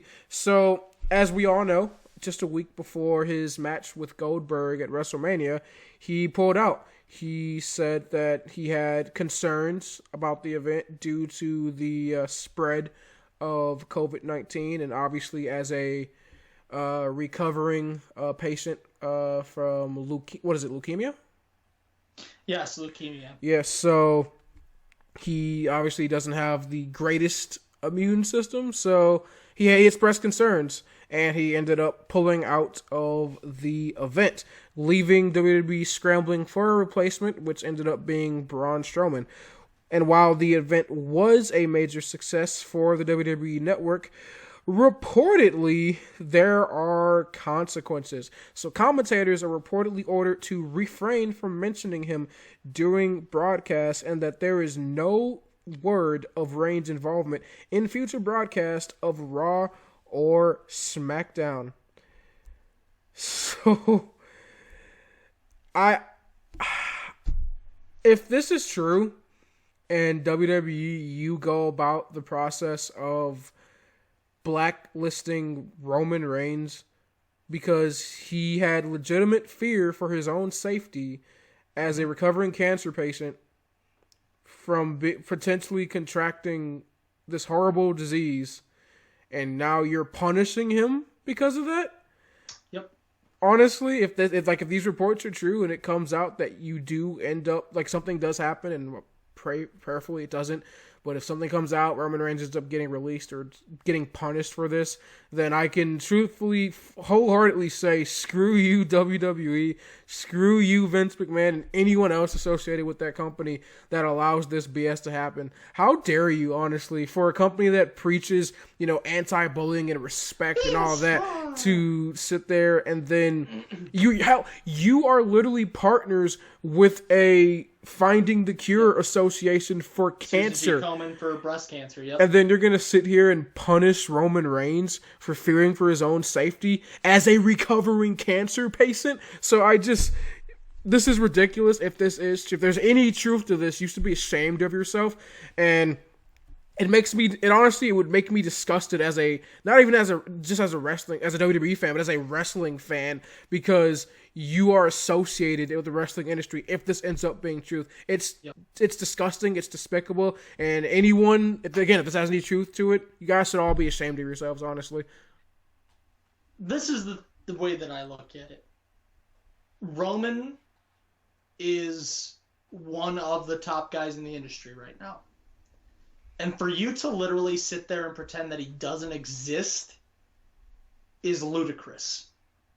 To sit there and pretend that this guy who is on your payroll, it's not like he's in another company doing this, on your payroll, does not exist because he feared for his life, you are the most inconsiderate employer ever. I'm going to be perfectly honest with you here. If something happens and Roman Reigns is let go from WWE, I don't know how I can reconcile sitting down and watching their product. That is so ridiculously awful that you would do that to someone who is a recovering cancer patient because he feared for his life. Now, here's the other thing. I am scared for the pro wrestling industry as a whole if that happens. Because when you think about pro wrestling, as much as I'd love to sit here and tell you it's not this way, the first thing that comes to mind is World Wrestling Entertainment. It's Vince McMahon's brainchild. And if this happens, it is a scar on the body of pro wrestling that can never be removed. Never. I mean, there have been things in pro wrestling that the steroid scandal, the Benoit scandal, the Snuka scandal. I mean, go down the list of what you can watch on Dark Side of the Ring, I suppose. But there are things that pro wrestling will forever be remembered for. There are scars you can never remove from this business. Don't give us another one in this. Don't do this to us. We are finally being looked on as an industry. And of course, I say we because as a podcaster in this industry, despite us getting like 5 views a week, we are part of this industry. And to do that to us, to take away from us the progress we've made, because again, we've made such progress. We're on Fox. We're on TNT, prime time, Fridays and Wednesdays and Mondays. You can't do this to us, Vince. If you go any further than what you have done, which reportedly is just not to mention him on TV, if you go any further than that, we could be facing the biggest backlash from pro wrestling fans in a very, very long time. But not just that. You're not just going to get the backlash of pro wrestling fans. You're going to get the same people who were looking at you when you were the first company to open up after 9/11. The same people who were looking at you when the Benoit thing went down, when Eddie died because of steroids likely poison or affecting his heart. So this is going to be the same people who were looking at you with the steroid scandal. It's not going to just be the 10 or 15 million pro wrestling fans that there are in this world. It's going to be everybody.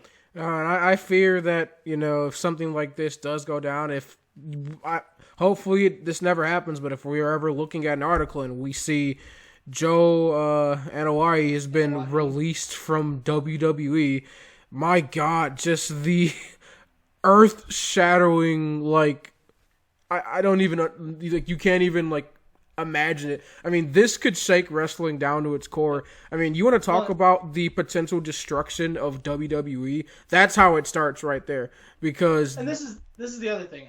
I'm sorry, I totally misspoke a moment ago. There are hundreds of millions of people who watch this. There are hundreds of millions of people who watch this, but there are 8 billion people on this planet, and pretty quickly, all 8 billion of them are gonna hate you if you fire a cancer patient because he didn't want to fight.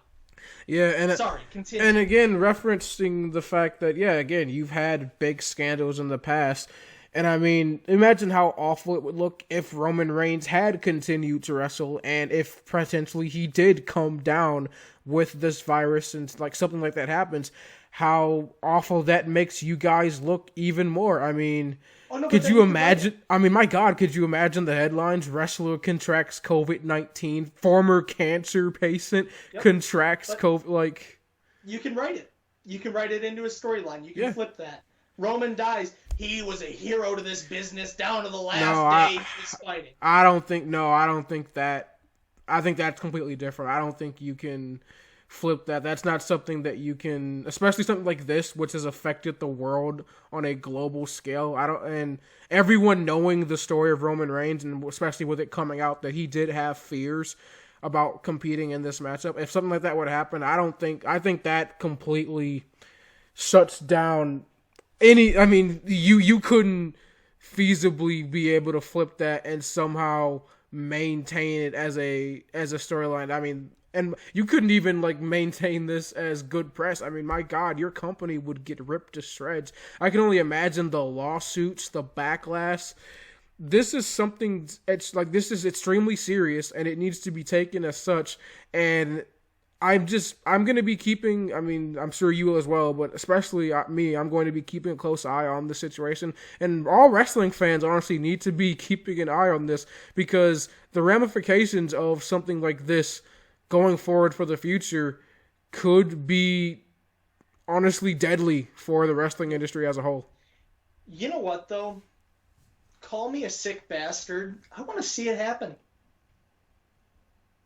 I want to see Vince McMahon fire a cancer patient because he decided not to wrestle at WrestleMania. Because you know what? That'll just show everyone who Vince McMahon is on the inside. That'll show his investors. That'll show all the people who come out every week and watch Raw and SmackDown. And best of all, Roman Reigns can go fight somewhere else. Or he can retire. He can retire and have a good job acting. I mean, he's pretty good in Hobbs and Shaw. He could be an actor. Fine. No, this has nothing but to see him do that. This is nothing but negative for the wrestling industry as a whole. I don't want to see. I don't even want to consider that even happening. This wouldn't be good. What is he gonna? Yeah, he could go fight in AEW, but AEW is gonna be affected by this too. The entire wrestling industry would be affected if something like this happens. And again, I've talked about this before. If WWE goes down, this affects everybody. It doesn't just affect WWE. And again, you're talking about hundreds of employees that work for WWE that would all of a sudden be without a job. So no, this is nothing but negative. I understand your dislike for Vince McMahon, and I can't stand the guy either, but this is nothing but negative for the wrestling industry as a whole. This could have serious ramifications. We're talking about like what's happening with football right now and the concussion problem. This is on the same level as that. So no, this is nothing but negative for the wrestling industry. I don't even want to consider that. I want to see it burn to the ground. If then you want to see the wrestling industry burn down, then I don't think it dies. Absolutely does. I think your mainstream watching it on Fox on Fridays dies. But I don't think the wrestling industry as a whole dies. I just don't. Again, you're going to have hundreds of people, including wrestlers, that are going to be misplaced without a job all of a sudden like that. First of all, the wrestling industry can't support that much people just randomly being flooded into the market. Second of all, if you lose mainstream, like losing WWE from pro wrestling would be losing the NFL for football. You can't not have WWE without professional wrestling because they are the mainstream appeal. Like you just can't. For now. No, like There's ever. mainstream appeal for now. No, ever. You can't. Like you can't lose WWE in the market that is occurring. I mean, right there's a time when people said that about the ABA and the AFL, and well, we lost them. Those were territories. Like this is a completely different situation. You can't even compare the two. They're on two completely different scales. Again, this would be like losing the NFL. That's what WWE is too. We lost the American Football League. It merged into the NFL. Right, Hell, that's what happened with WWE. It's not like all these little organizations just disappeared. They didn't go out of business. They got eaten up by WWE. This would be completely different. We're talking about a major wrestling company going kaput, going out of business, not going somewhere else, but just being gone. I'm fine with that. That's the thing. Right now, it's not like it's TNA or bust. You have Impact, you have Ring of Honor, you have New Japan, you have AEW, you have 4 companies right there. And additionally, the NWA and MLW are really starting to make some good showings. Yes, but none of those companies would be able to support an influx of hundreds of people all of a sudden being thrust into the market. That's what I'm saying. That can't happen. No, none of like these smaller companies you just mentioned, like the NWA and NWA, like even like a Ring of Honor, New Japan. Yeah, they could take maybe a couple dozen people here or there, but I don't think you understand just how many people are employed by WWE. Even this would be massively negative for the wrestling industry as a whole. You'd have a lot of people that are going to be out of a job, and again, this does nothing but hurt the industry. This is not positive at all. I don't know. I don't see it that way. I don't see where this necessarily means hundreds of people are going to lose their jobs or have to retire. The wrestling market has well expanded since the last time we saw a major wrestling company hit the fan. It just has. There's more territories. There's more small, medium, and large indie promotions, and there is a second mainstream. Yeah, those little indie promotions are paying their guys like $1,000 here or there, and then you have like that's not, and then you're expecting them to all of a sudden take on all this talent. Like again, it's not enough. I don't see how you don't understand that. But this is what I don't understand coming from you. It's not like these guys are going to get paid the millions of dollars WWE I'm not saying they are. I'm saying there's too many of them. You can't support all of them at once. Again, it'd be like the NFL going down. There's too many people in their company. WWE has hundreds to borderline 1,000 people being supported in their company.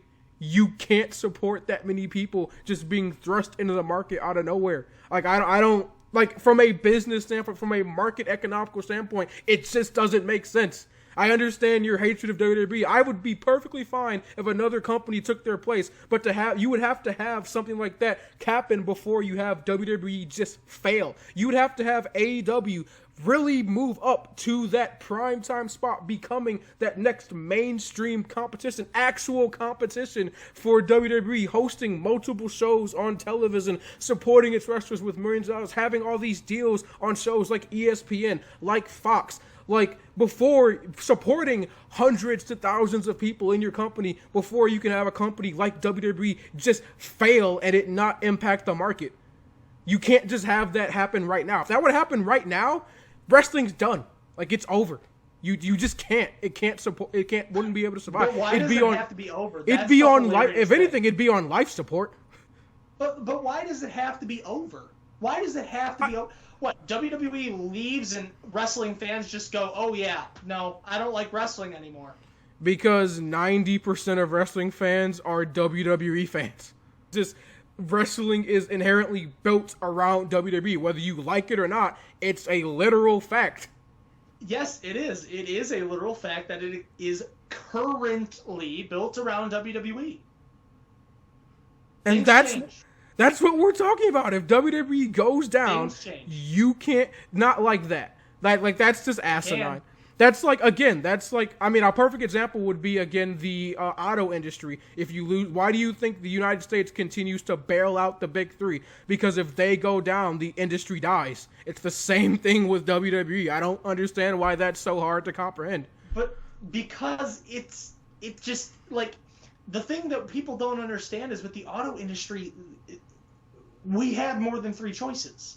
It's the same thing with wrestling. People look at it and they go, well, our only choices are New Japan, WWE, and AEW. No, they're not. Yes. They're really not. But Nick, yes, if you're going to say that, then yes, understand, yeah, you do have more than three choices, but you can't have the big three fail all at once at the same time without those other choices properly being able to sustain the market after they go down. The market can't handle those three going down at the same time right away. It's going to take years upon years before the big three can go down, and then finally you go, oh yeah, now the market can survive. It's the same thing with WWE. But it's not. It's really not. The big three are three major companies who are literally the heart and soul of American manufacturing.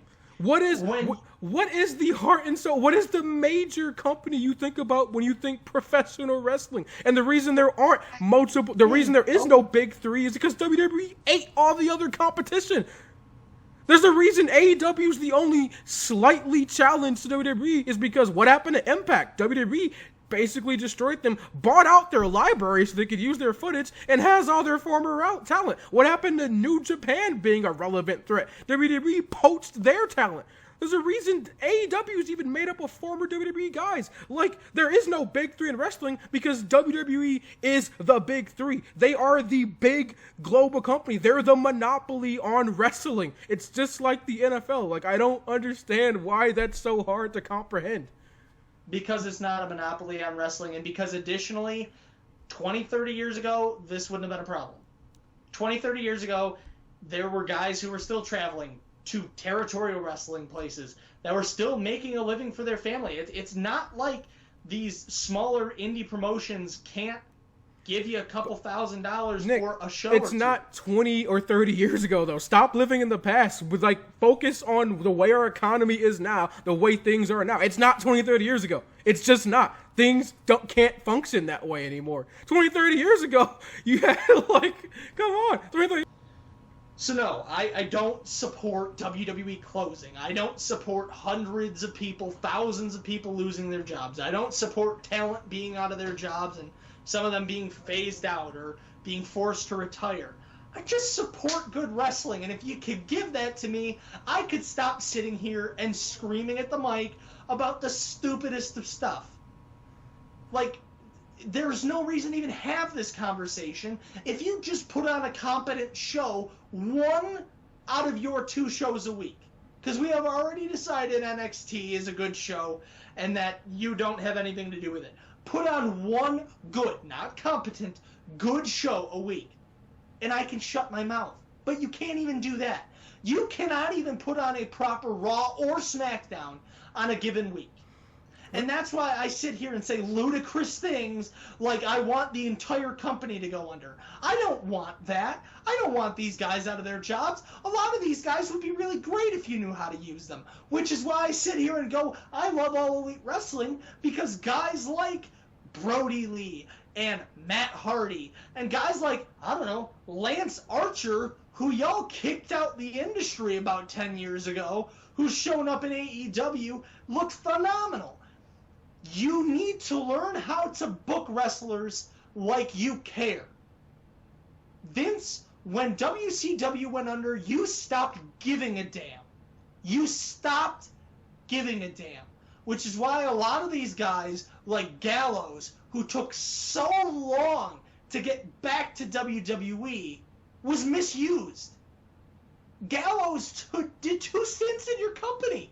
He did one where he was literally willing to do everything. 3. Well, yeah, 3. 3 if you count the when he was walking around as fake Kane. Festus. Oh yeah, fake Kane. Festus. Luke Gallows. Luke Gallows. Then went to New Japan. Then came back as Luke Gallows. Yeah. So this guy's done multiple runs with your companies. He's done everything to stay with you. He's done everything to get back to you. And you've done nothing but mistreat him, and then you fired him. So you can understand my disdain with your company. This is the thing. Every time we have this argument, or any argument, what is the final thing that comes out of it? I don't hate the company. I hate Vince McMahon. I want him gone. That's it. Every single time we have this argument. And because that's what it is. And again, I mean, we wouldn't even have to have this discussion if we weren't worried about potentially something like that happening, about WWE potentially going out of business. I mean, again, you're seeing the ratings on the shows. We just talked about how SmackDown was the worst viewed show on Fox history.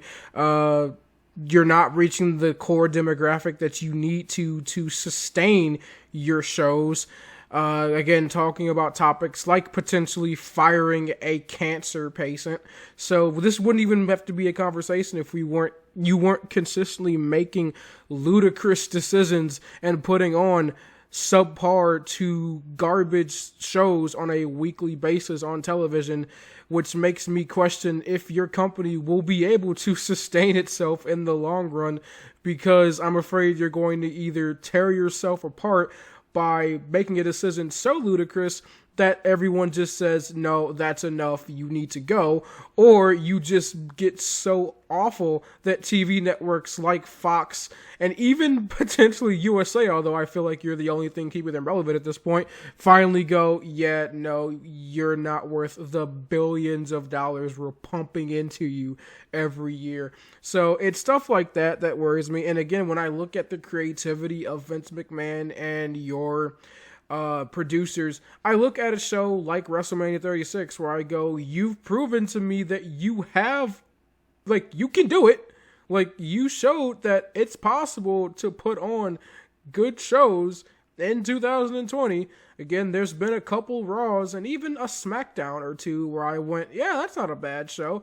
And so, I see the potential. I see the opportunity for shows to be good. You've proven that you can do it, which is why I came out after Mania and said, I'm going to hold you guys to a standard higher than what I had previously. Why we're reviewing the shows again, because I'm not holding you to a separate standard where I'm going, yeah, they can't do it. They just can't. No, you proved at Mania you can put on good content. So now when I come on here and we review a SmackDown or Raw and it's horrible, I just go, yeah, no, it's bad. Because, I mean, by the standard that you set for yourself, there's no excuse for it. Yep. So I don't understand why it's so difficult for you to put on good content on a weekly basis. You can do it once a month, but on a consistent basis, it seems like you just fail at being able to hold yourself to your own standard. And I think that's a shame, honestly. The thing that aggravates me is AEW and NXT put on a stinker, once every 2 months? Maybe every 3 months? WWE puts on a good show once every 2 or 3 months. And look, again, I can't stress this enough. No one at the Wrevolution Pro Wrestling Podcast wants anyone to lose their jobs. There's a reason that we sat here and had a discussion earlier this week about how awful it is that Vince McMahon put all these people out of the industry. So trust me, nobody wants that. But it is a truthful discussion we have to have now, because by God, Vince McMahon just might make all of this happen. Yeah, and that's why I did start by saying, this is something that you guys, if you're wrestling fans, need to start monitoring this Roman situation, because if that does come to fruition, and we do look up and we're reading Twitter or whatever social media, and you see Joe Anoa'i's been released from the company, well, get ready, because crap's going to hit the fan, and we're going to be in for a rough couple months, potentially years, if that happens. So, obviously, no one looks forward to that. No one is hoping for that to go down. We just hope that, some semblance of sanity and humanity creeps back into the old man and we're able to just move on past this. Yeah. And the other thing is, no, I don't want WWE to go under here. In fact, actually, it would be great if WWE could begin to compete because, again, competition breeds the best in creativity. It breeds the best in wrestling. What was the best period in wrestling? It's when WCW and WWE were putting on good talent or good content. When WCW was dominating the Monday Night Wars in the early stages, wrestling wasn't that great. It was good, but it wasn't great. When WWE started spanking WCW at the end, wrestling was really good. Wasn't great. When it was at its best was when we had the true Monday Night Wars where ratings were going back and forth and top-tier wrestling was happening on both companies. Competition is breeded from good creative. Well, that's the reason. I hope and pray WWE can continue to function, but at a higher level. Well, it's the reason why you look at Wednesday nights and you see NXT and AEW and look at them as the gold standard of wrestling right now is because they're the only place where you can get that sort of Monday Night Wars feel where you've got two wrestling shows actively trying to outdo the other on a weekly basis in a prime time slot, airing literally at the same time. Yeah. And you've seen, literally we saw it last week where AEW literally tried to copy NXT and with having one announcer cast a match. We're literally putting on a match where two guys fought for 30 plus minutes in an empty building, in an empty arena, I guess you could call it. So like you're seeing it all the time. You've seen it with NXT try to copy things from AEW. So it's you're seeing and even though I didn't think that the match last week was great, you're still seeing the fact that not everything is going to hit the mark, but the fact that they're willing to go that far, that they're willing to take the initiative and try to take the fight to NXT take the fight to AEW. It's that true spirit of competition to see who goes on top. We've seen the ratings constantly flip back and forth between AEW and NXT. AEW goes on a hot streak, NXT goes on a hot streak. We come in here and talk about it all the time. NXT right now is coming up on a 3-week streak of beating Dynamite in the ratings. So, we talk about all the time how they go back and forth on which show is dominating which, but that is the reason why the Wednesday Night Wars are the best night for pro wrestling, because it's the only night where there's competition. Vince doesn't have to worry about Raw or SmackDown, no matter how poor the shows do, because what else is competing with them? The only thing that competes with Raw is when football season happens, and nothing competes with football, so it's not even a competition. It's just you just lost 16 weeks of football. Yeah, so you're just like, oh, well, that sucks. So, but besides that, Raw Friday nights and Monday nights go completely uncontested. So there's no reason for them to really try because you're going to tune in every week anyway, so who cares? And I feel like, and again, that's why, it'd be the same thing if any company was in that position, if it was AEW or any show, if there's no one competing against you, what's your motivation to try? No matter how much you do it for the love of pro wrestling, every company's goal at the end of the day is to make money. And if you're doing that very comfortably, at some point, there has to be motivation. And that's where my whole I hope Triple H takes over thing comes in. Because he's the one breeding the competition on Wednesday nights. Vince isn't the one in the trenches on Wednesday nights talking about, the guys on the other show, what they're doing, what we're doing, how we're going to compete with them. It's Paul Levesque. So, I don't know. I would love to see AEW get. We talked about how TNT's already greenlit another show for AEW. I'd love to see AEW just do that to WWE and plop it on a Friday night, because I don't think they're not ready for Monday night yet. You're not ready for Monday night.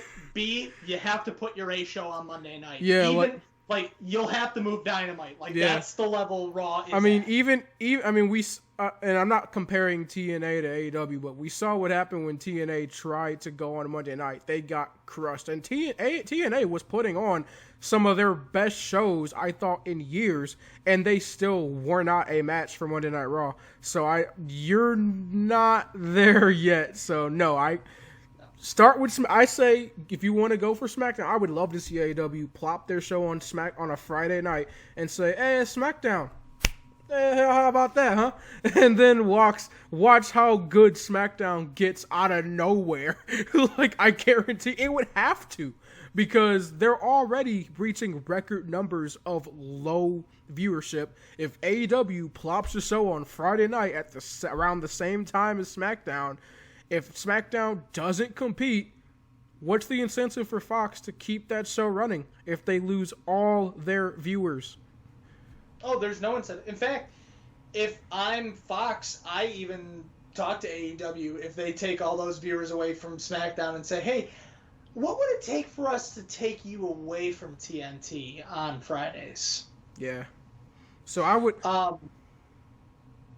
Anyway, go ahead. I was just going to say, yeah, no, I would love to see AEW do something like that too. Again, give us the spirit of competition on another day, because I definitely think WWE needs that boost. And as much as they have been loving to say, oh, we don't consider the other guys competition, their actions have spoken very clearly that they did. Hell, there's a reason why they were signing guys to massive contracts just to not compete other places. So it's obvious.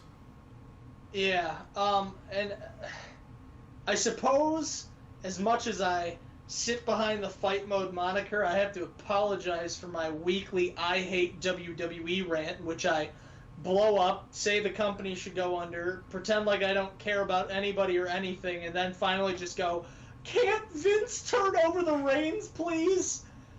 Because that seems to be becoming a pattern, but I don't know, man. It makes you think. This whole thing makes you think. Like, the dude doesn't want anyone to talk about Roman because Roman wanted to not die. That's going to be your weekend wrap-up. Don't know what episode. I've lost track at this point. Don't even ask me. So, of course, the Wrevolution Pro Wrestling Podcast is only available on the YouTubes during the COVID-19 crisis.